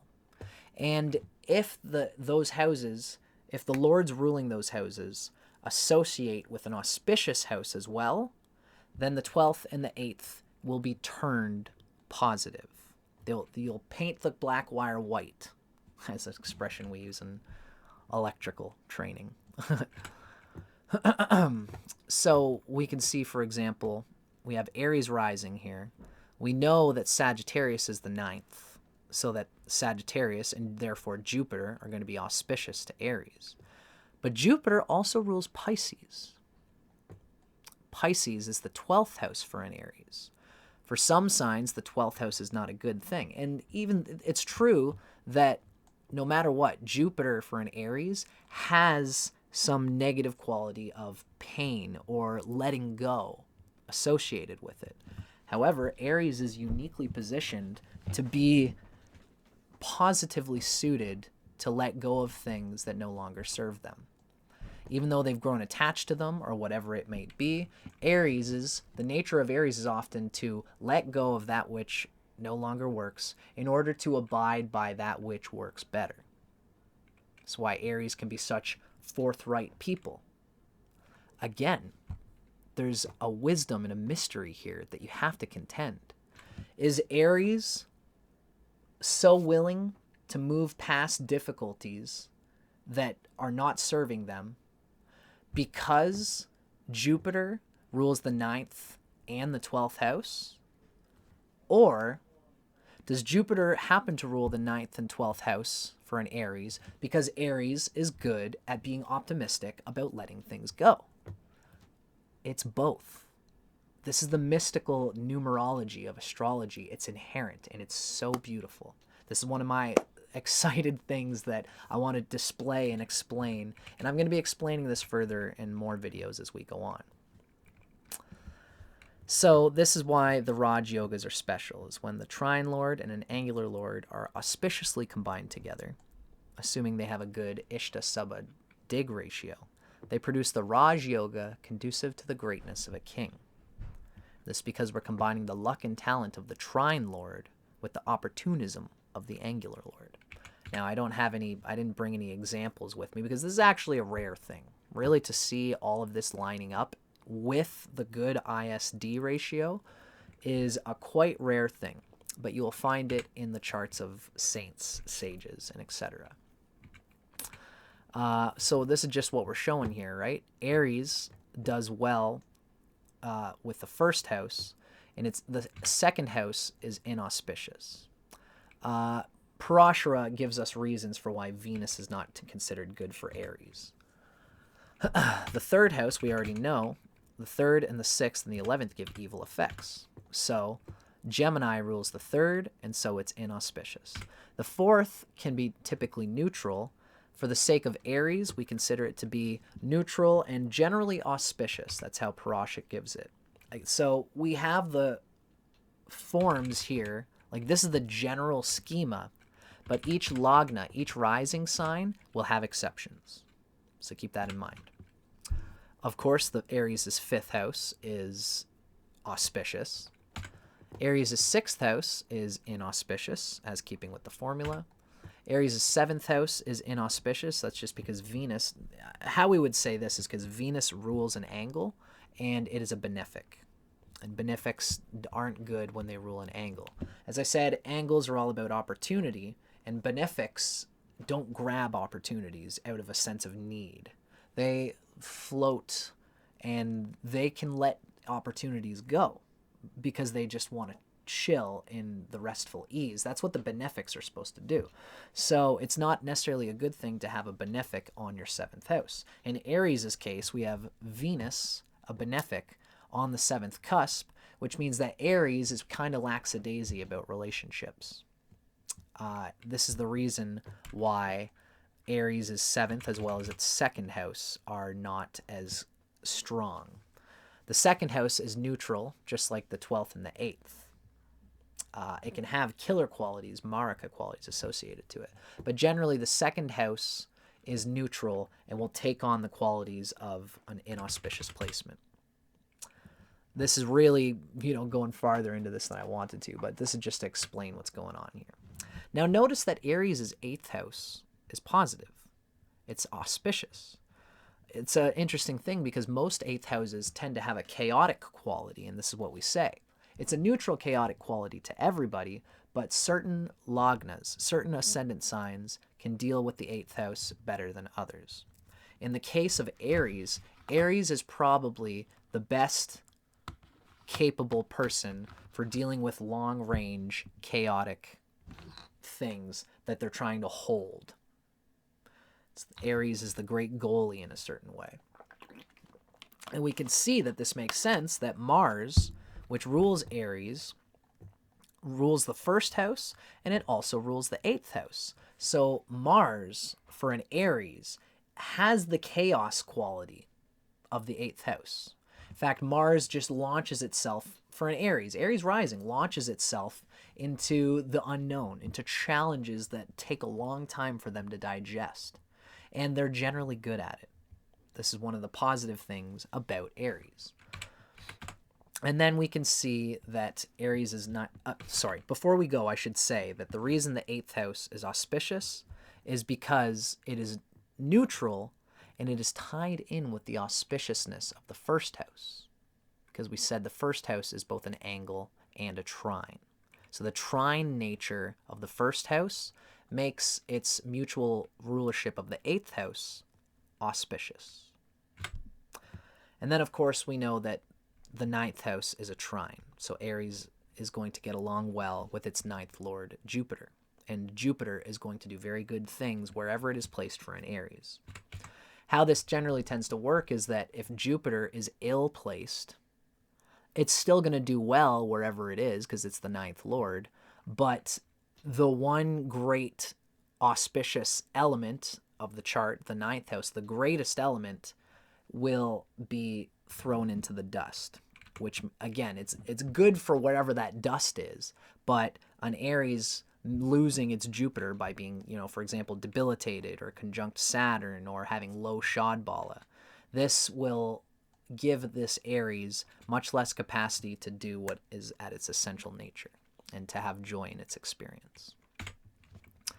So this is an example of what we would read in Parashara about Mars and essentially about the planets for an Aries Lagna. Though, and this is given directly from Parashara. We won't go through the whole thing, but this is just to give you an idea of what we're learning in this course. Although Mars is the lord of the 8th house, he is helpful to other auspicious planets. Saturn, Venus, and Mercury are malefics, and then auspicious are the Sun and Jupiter. So we can see that wherever Saturn, Venus, and Mercury are, they're going to cause trouble, and wherever Mars, Sun, and Jupiter are, they're going to cause some positivity. I'm just really realizing that the moon, I really just should have put it as neutral here, because Parashara doesn't actually say that the moon is neutral. That is my apologies there, folks. Just keep that in mind for the future. So we learn that there are auspicious planets for each rising sign, and there are inauspicious ones, and this puts great emphasis on the rising sign. All of this becomes very important when we begin to apply Rahu and Ketu to a chart, because in just about every case, one node will be in a sign owned by an auspicious lord, while the other will be either inauspicious or neutral and will be strained. For the example, you can see these oppositions. If Rahu is in Aries, that would be positive, but Ketu would have to be in Libra, which is negative. If Rahu is in Taurus, that would be negative for Rahu, but it would be positive for Ketu, being in Scorpio. If Rahu is in Gemini, that would be negative, but it would be positive for Ketu, who would be in Sagittarius, etc. And this will be important when we get into, voila, the power of Rahu and Ketu. And this is what brings us to year 3. So year 2 was really all about the final quantification of the planets. Now that we have quantified, and I'll do this for this. Now that we have quantified, and gosh, can you ever really see my forehead right now? My hair is too long right now. Once we have quantified all of the planets, and as producers of yogas, as producers of auspicious things, as producers of inauspicious things and resistances and karmas, once we've quantified the power of each planet to express their potentials and all these things that we've been given from year 1 and year 2. Year 3 is finally where we start to take all of the elements of the chessboard and start playing chess. Start understanding where are the key problems in a person's life, where is the inspiration for newness, where is the karmic past blocking and resisting in the ill elements of the chart. It's sort of like Rahu and Ketu in a way. And we can talk about the Vargas, the multifaceted nature of the Vargas, because the Vargas need to work through the Rashi chart and everything given in year 1 and 2. And then finally, we can also explore the Dashas and the transits and timing and what exactly these mean in the astrology chart, and how to quantify how they will come through. So now we are talking about year 3. And year 3 begins talking about the power of Rahu and Ketu.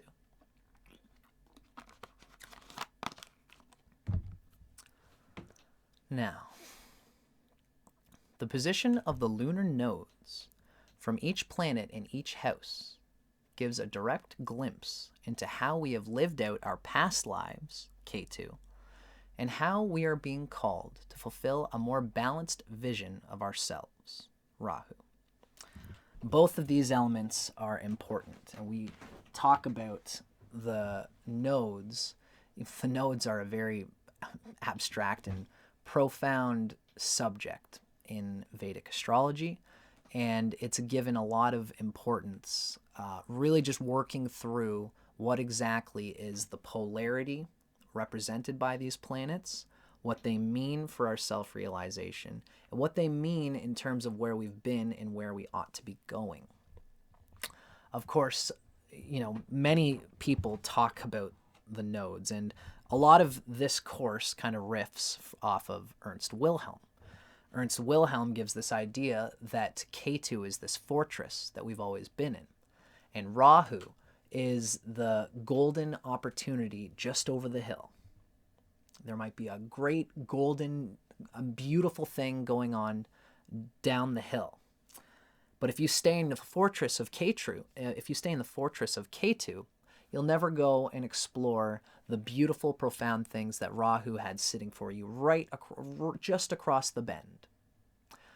Now, this is why Ketu is not something to necessarily be thrown away completely.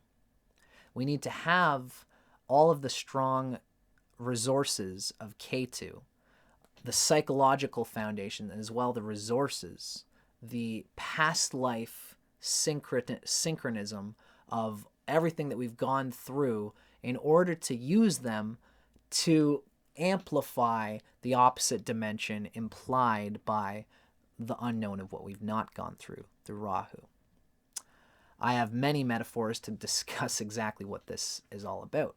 But, riffing off Ernst here, the essential idea is that we need to have a strong Ketu and a strong Rahu, because as the old Indian saying goes, you don't want to throw the baby out with the bathwater. The bathwater is it's essentially the combination of Rahu and Ketu. And when when you're being baptized in the astrology experience, you can't just completely let go of the thing that Ketu represents, because that would be throwing the baby out with the bathwater. If you have Ketu anywhere, you have to learn to integrate it with what is represented by Rahu. In the same way that if you have a fortress and you can't stay in your fortress all day or you'll never go towards Rahu, but you have to have a solid fortress, because when you leave to go towards Rahu, if some bandits come in, some marauders, and they come and ransack your whole town, you're going to be thinking about that the whole time you are in Rahu land, exploring that which your soul has been dying and desiring to experience the newness of. When you're going towards Rahu, we have a fear to go towards Rahu unless Ketu is well placed. If Ketu is well placed, you've locked the doors in the fortress, you've got guards and defenders on the front of the fortress, and you've got a home to go home to that's always there as a part of your survival. So that when you go and do the things that Rahu represents, you don't fully, completely become so absorbed in the newness of Rahu that you lose the essential root of who you've always been. You don't want to throw away all the lessons you've learned from your karma. You will take the lessons of Ketu and bring them to what you're doing. The metaphor that I have for it is it's like Ketu is like a franchise. And if you write a good enough, I'm talking about like a movie franchise, like National Lampoon's Vacation or Christmas or whatever. Those movies always had the same idea, but they changed on each movie. The fact that they kept the essential essence of those movies is like having a good Ketu. The good Ketu took on all the different types of Rahu. There's so much richness in those movies. I mean, just for the metaphor here, there's much richness in each of the different movies, but it's always still the same Ketu. In the same way with us, in order to have a long life full of opportunities that all align with each other, you want to have a strong Ketu. And then you also want to have a strong Rahu, because if you don't have a strong Rahu, then you're just going to keep making the same type of movie with no change. And by the end of it, no one's going to watch any of those movies because they know it's all the same. And in the same way, your soul will get bored and tired and will not be experiencing the living truth of newness and evolved soul realization.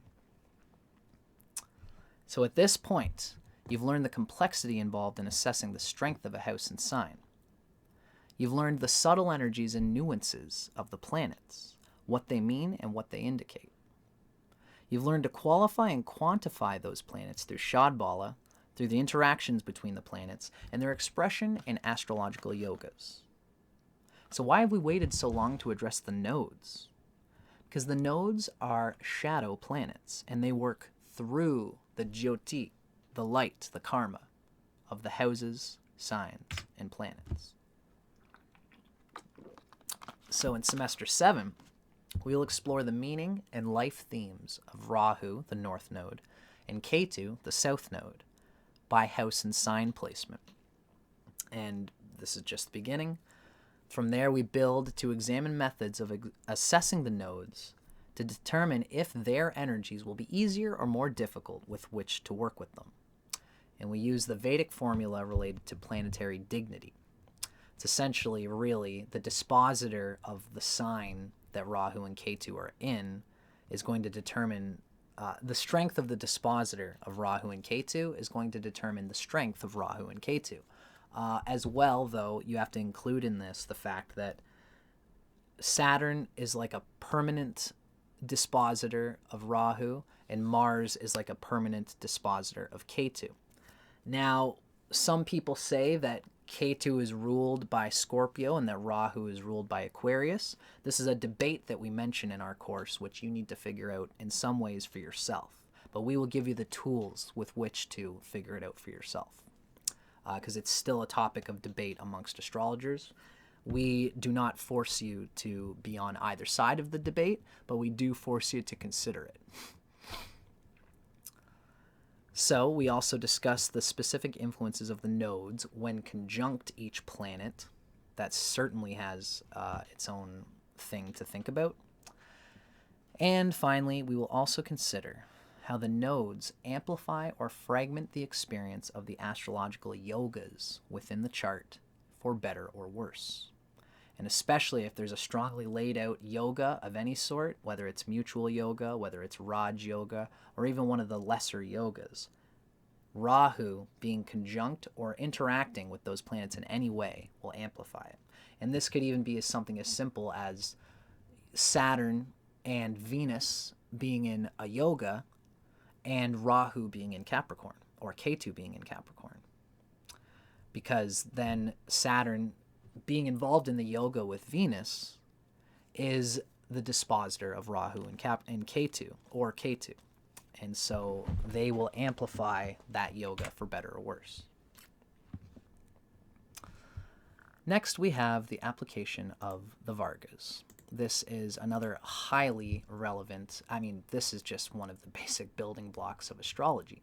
For anybody who hasn't gotten into the Vargas yet, you'll be getting, we warm you up to it throughout the course, because this is quite thick and it's a lot to explain and it can be hard to understand. But for anybody who's ever heard of the importance of the Navamsha chart, or the D10, the D9, the D3, the D2, the D7, this is what it is meaning when we talk about the Vargas, which is the Sanskrit word for the divisional charts. It's harmonics, that we could call it. In certain ways, Western astrology understands this through the language of decanates, but the decanates are made up of a solar astrology phenomenon, which are their own interesting thing, but really technically has nothing to do with the Vargas theosophically and cosmologically. But the idea is kind of the same in the sense, for example, the decanates would relate to the D3. So every 10 degrees, you're in a new decanate. In the same way, in Vedic astrology, every 10 degrees means the planet will be in a different sign in the D3 chart. These are harmonic resonance charts that are built up from the degrees that each planet is in. And so all of these different types of charts exist at the same time. It really gets pretty thick when you see how multi-dimensional astrology really is. It's actually mind-blowing. And all of this is only on the final, like the second last chapter of our astrology apprenticeship, right? So, the divisional charts of your horoscope reveal how each planet prismatically reflects through all of the subtle important areas of the soul of your life. The birth chart, which is considered Varga number 1, or the D1, is based on the 12 signs, each being 30 degrees, which we refer to as the zodiac. However, each degree of every sign has a special meaning and indication. An astrologer with the knowledge of how a planet in any degree will change the meaning of that planet from one Varga chart to the next has access to profound astrological insights. And of course, this is just we use it for natal astrology typically, although we also use it in the Dashas and transits and stuff. But this part of the course we're talking about natal astrology. Ryan often gives the figure, for those watching, just if you don't understand, think about the fact of, me and Ryan are both musicians. If you have two guitars in a room and you put them right next to each other and you pluck the A string, the A strings of the other guitars around will go, wow. They will just open up and resonate. None of the other strings will. Just the one A string, bomb. That same string on the other guitars will, wow, they resonate. And this is this resonance that we're kind of talking about in these Varga charts. In the same way, when you consider a planet that is in, the sign of Aries, if it's in the first 10 degrees of Aries, it will make its own special chart called the D3. And in the D3, if it's in the first 10 degrees of Aries, it will be in the D3 of Aries. For the sake of it, I'm just going to show you guys this way. We're going to talk about this in the course anyway, but I want you to just understand what we're talking about with these charts. Let's say we're looking at the D3 here. That would be the Drekana. And we can see that the moon is at 27 degrees of Aries. So the moon, just like we can see in our thing here, the last decanate or whatever, the last D3 is Sagittarius in the sign of Aries, right? So that means that if a planet is from between 20 and 30 degrees of Aries, it's going to be in the D3 chart, which splits the signs into 3 pieces, 10 degrees each. In the D3 chart, that moon will be in the sign of Sagittarius.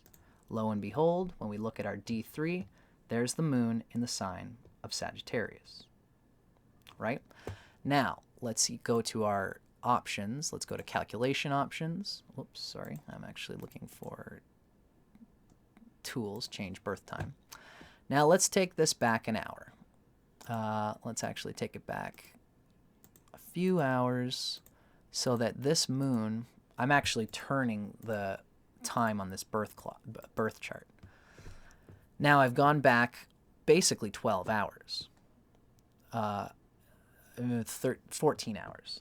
Now this moon, this is now no longer Chris Rock's chart. This is the chart of somebody born 14 hours before Chris Rock. It's a person that doesn't exist. We can see that the moon in this hypothetical chart is at 19 degrees of Aries. Remember, if we're talking about the D3 chart, if the moon is between 10 and 20 degrees of Aries, it's going to be in the sign of Leo in the D3 chart. Now, when we look inside of our D3 chart, lo and behold, here is the moon in a whole nother sign in this harmonic chart, right? So that's just splitting the chart up into 3s, right? So if we split it up into 3s, like the D3, that's going to be splitting up the 30 degrees into 10-degree portions. which would make 10 plus 10 plus 10 is 30. Now, just for the sake of ease, I'm going to show you guys an example of the D10, because the D10 works the same way. And you can imagine, you can understand what's going on with the D10. This moon, so this would mean that every the 30 degrees of the sign is split up into 10 portions, 3 degrees each. Now let's look at this moon. We see it's at 19 degrees. Right now the moon is in the Dasamsha of Libra. When we go to our calculation options, or we change the birth time, if we go ahead 1 hour, or 2 hours rather, this brings the moon into 20 degrees of Aries. Now this person, it's a new person, they're born at 10 o'clock p.m.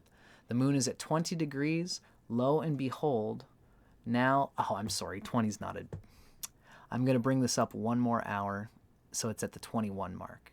Now we can see 21 is a multiple of 3.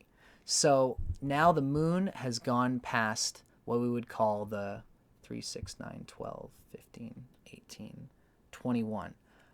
It has gone past the 6th Dasamsha, and it's now in the 7th Dasamsha. And now it's in the sign of Scorpio in the D10 chart, right? So we can imagine then, once the moon goes to 24 degrees of Aries, it will be in the next sign, which is Sagittarius. Lo and behold, if we go up a couple of hours, now we're looking at the chart of someone born at 5 in the morning. The moon is at 24 degrees of Aries. Now the moon in the D10 chart is in Sagittarius.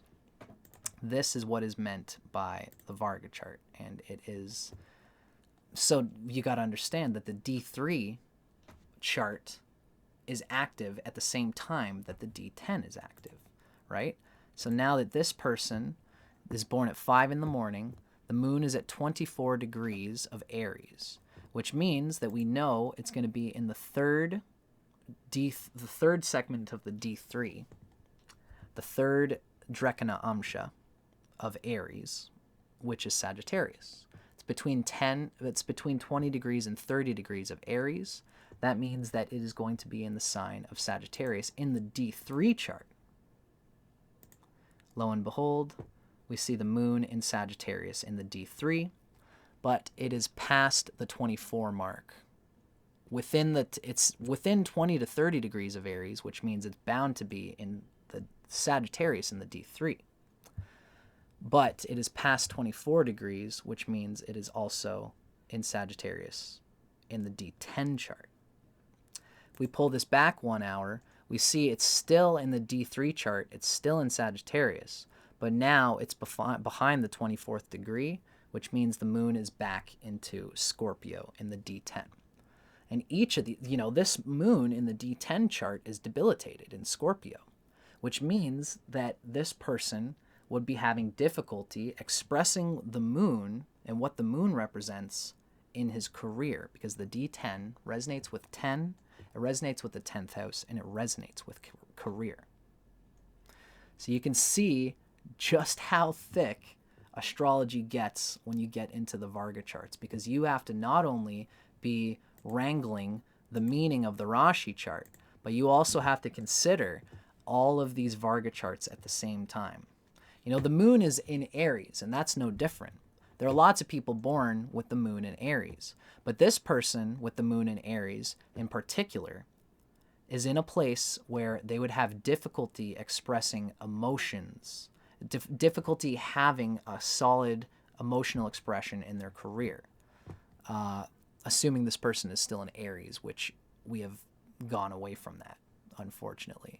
I'm going to bring our birth time back up to what it originally was, so that we are back to looking at Chris Rock, who is in Aries rising.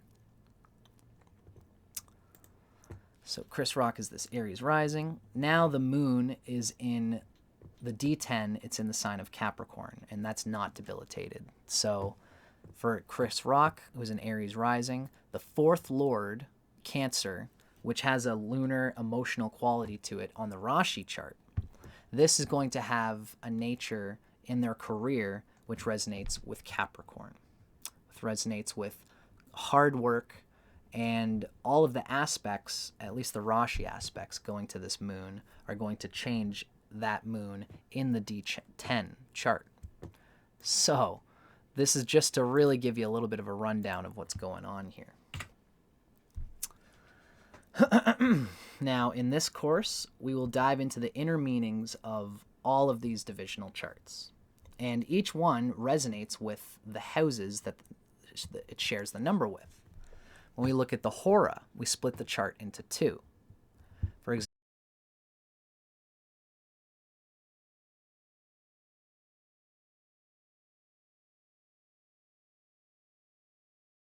and this will change its position in the Hora chart.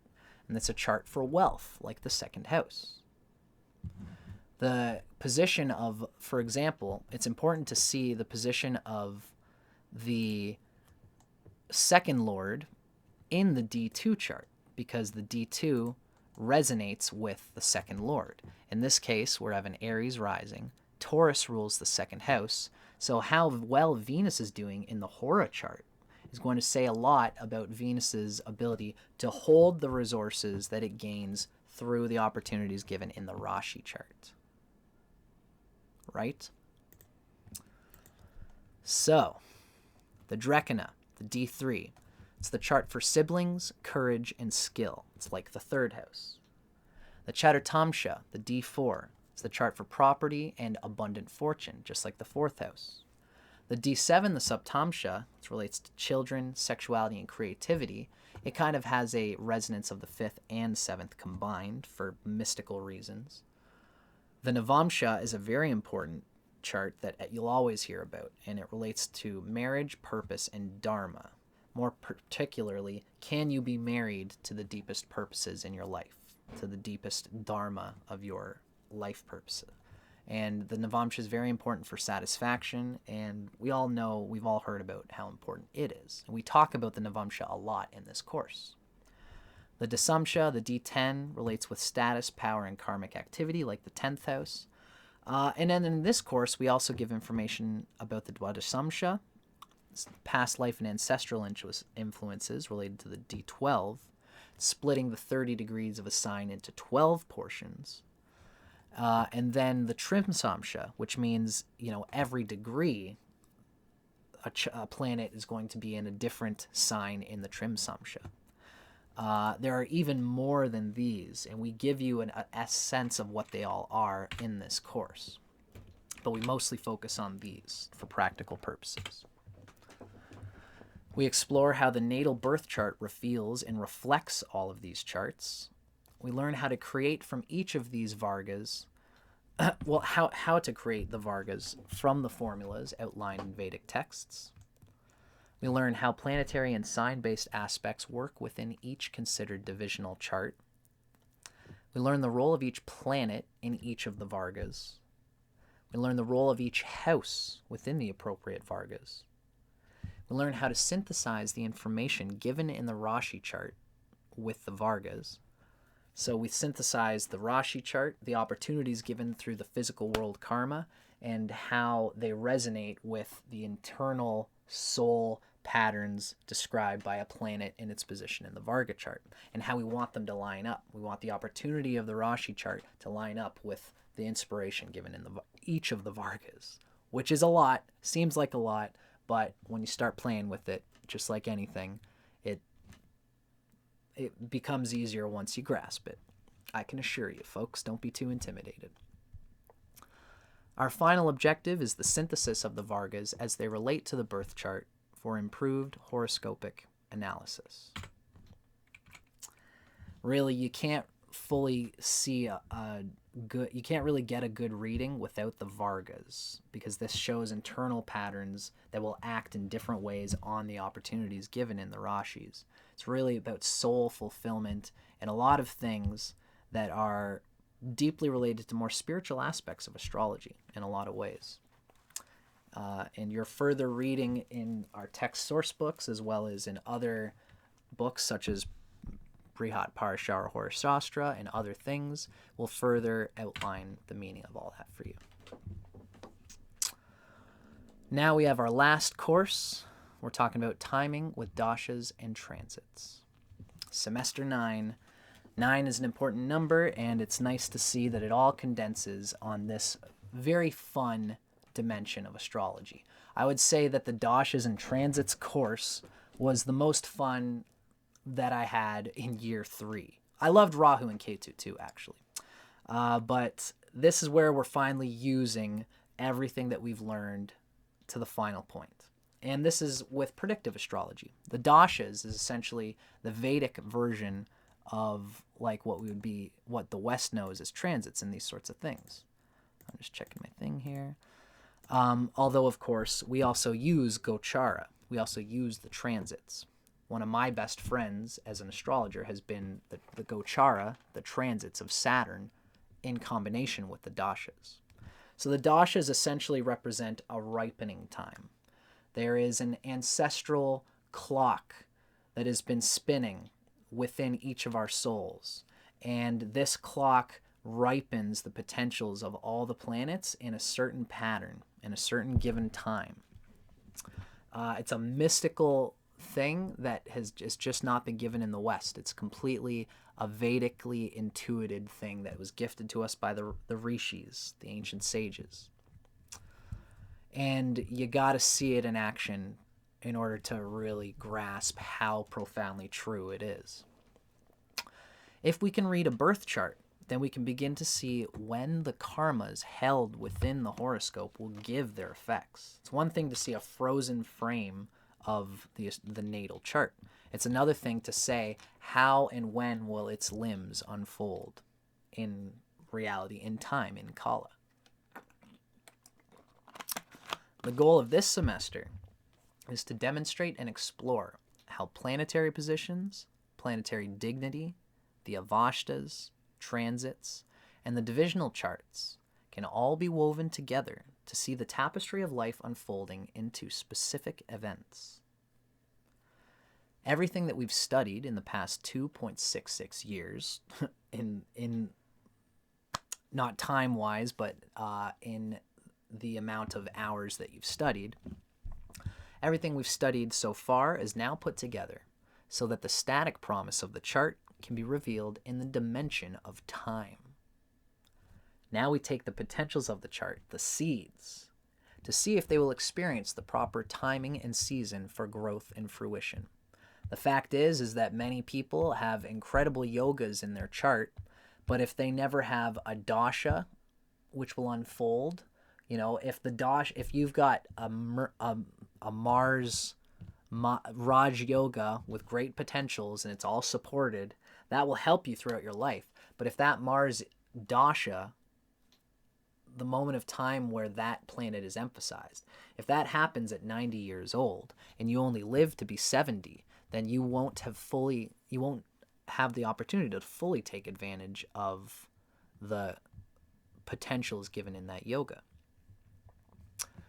It's one thing to understand these potentials of an astrology chart. It's quite another to be actually able to tell if those potentials will manifest. In this section, we explore the nature of the Vimshotari Dasha system. We review the methods of chart interpretation studied to date. We're going to review them. Then we discuss the specific influences of transits, including the outer planets, which really makes great synthesis as we go along in the course. We do talk about the outer planets in Asheville Vedic Astrology. It's considered a part of our understanding. You just got to understand that the outer planets are not considered under the umbrella of the first 7 planets, which are considered to be the 6 chakras of Earth. It is said that Capricorn and Aquarius are the left and right each other. I just want to I've talked about this on my channel before, but to give it to short thrift, Capricorn and Aquarius are Saturn, the first chakra. To the right and left of it is Sagittarius and Pisces. That's the second chakra.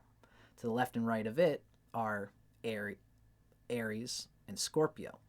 That's the third chakra, solar plexus. Then we have Venus ruling Taurus and Libra. So Venus is there, and that's the heart chakra. It's the 4th chakra. The 5th chakra is Virgo and Gemini, which is Mercury. And then the 6th chakra is Leo and Cancer. These are essentially the 7 planets. The outer planets, ideally, according to what we're dealing with here, are arbiters of celestial chakras and spiritual evolutionary events and opportunities that work through the 6 earthly chakras. And this is why they're not considered as one of the primary planets, because they're not a dispositor for a sign, mainly. They are not a part of the earth energy. They are transcendental, celestial, evolutionary, spiritual energies that have to crackle through its associations with other planets, other signs, and houses by transit or natally, or what have you. So we do give them a word. We will also consider how the transits from the Rashi chart are meant to be analyzed within the Vargas. We will consider the use of the most important Rashi Dasha to direct our attention to proper assessment. The Rashi Dasha is essentially talking about Chara Navamsha Dasha. It's a lot to explain right now, but it's like essentially a sign-based Dasha system. And it is profound, and it is just as important as Vimshotari in my experience. In fact, what people are saying is that Chara Navamsha relates more to Jaimini Jyotish and shows the physical events that are happening in our lives even more than Vimshotari. Whereas Vimshotari Dasha, which is a planetary Dasha system, has more to do with attitudes. When we are in the Mahadasha of Venus, for example, we are going to be internally having the attitude of Venus. Whereas if we are in the Gemini Charanavamsha Dasha, we are going to be experiencing real-world things related to Gemini.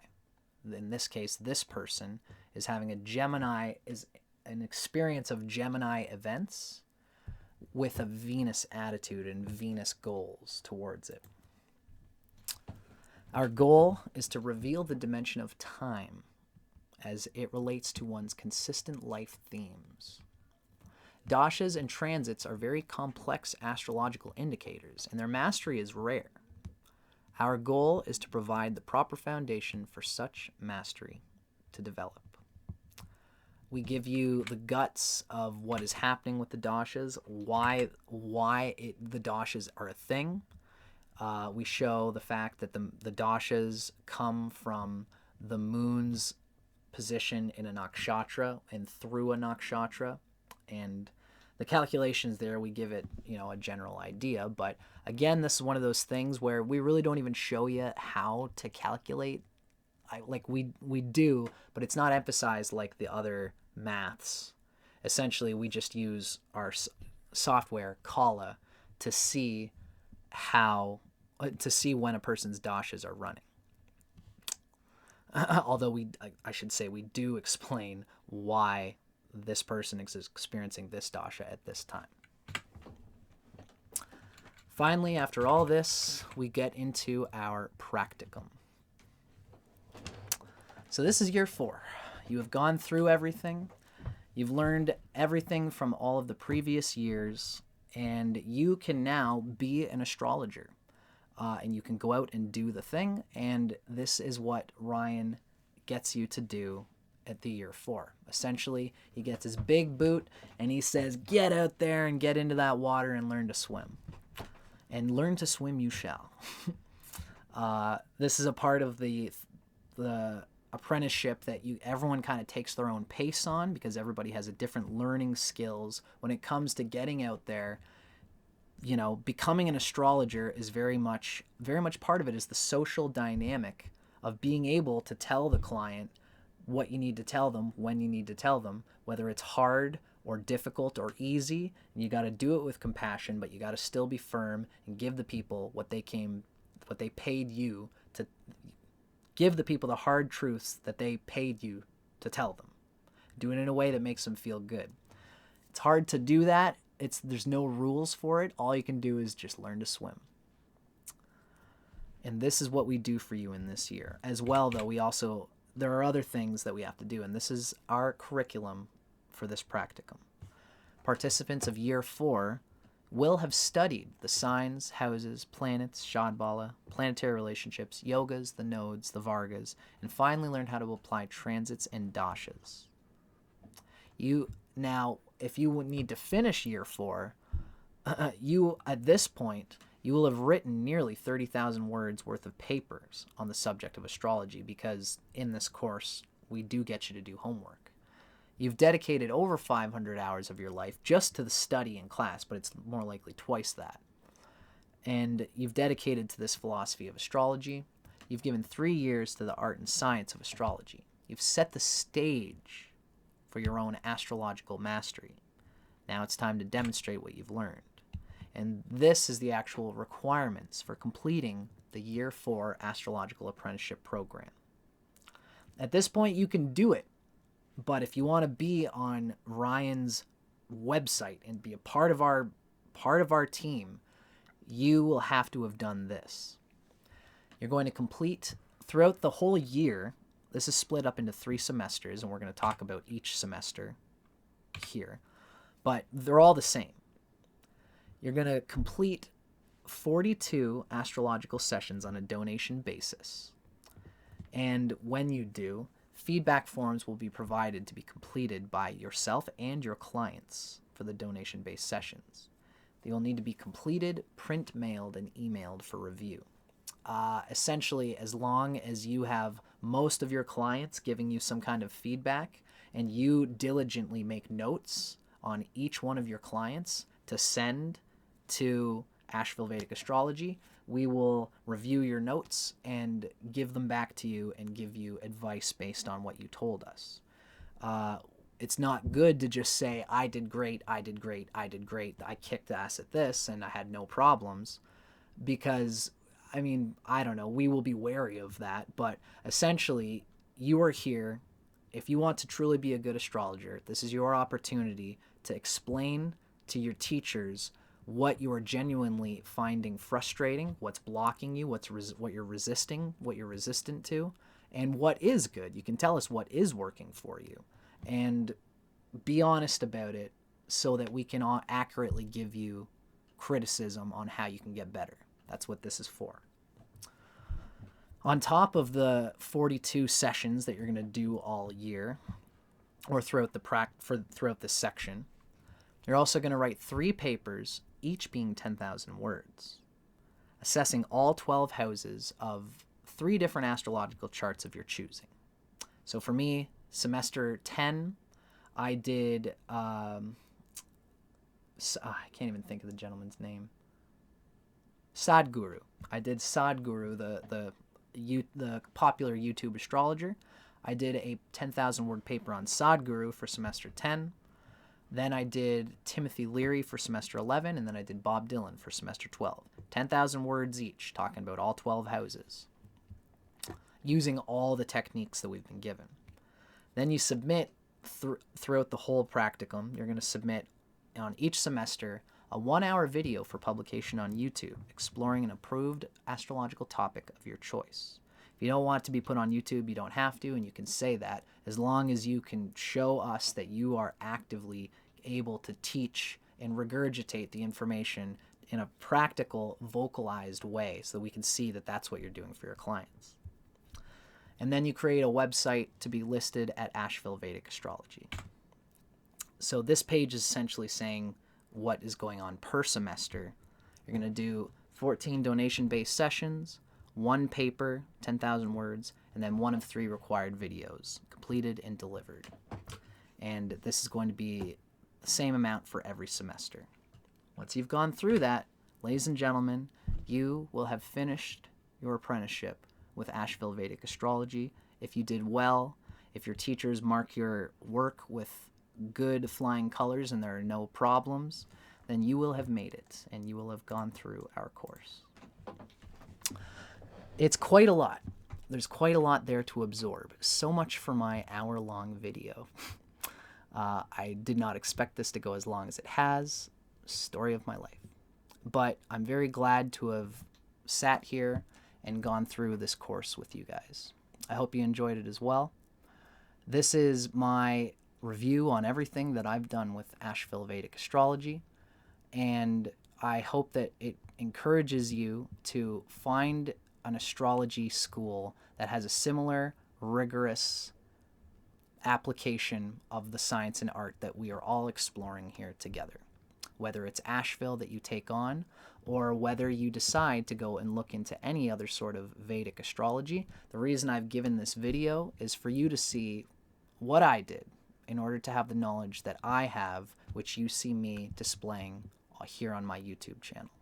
I'm deeply indebted to Ryan Kurczak, to Fiona Mark, and to Asheville Vedic Astrology, and that's why I'm going to spend a bit of time talking about how good it was for me. I hope that you guys enjoyed this. I hope it gave you some reckoning of the heights of astrological knowledge and mastery. And if you are interested in following the same course that I did through Asheville Vedic Astrology, give me a call or follow the link in my description. All of my videos have links to Asheville Vedic Astrology on teachable.com, or go on Asheville Vedic Astrology's website yourself, or teachable.com, or whatever, and get in touch with us. Join the party, come join the fun, and join the many students who are now presently interested in exploring these topics together in a community. I hope to see you there.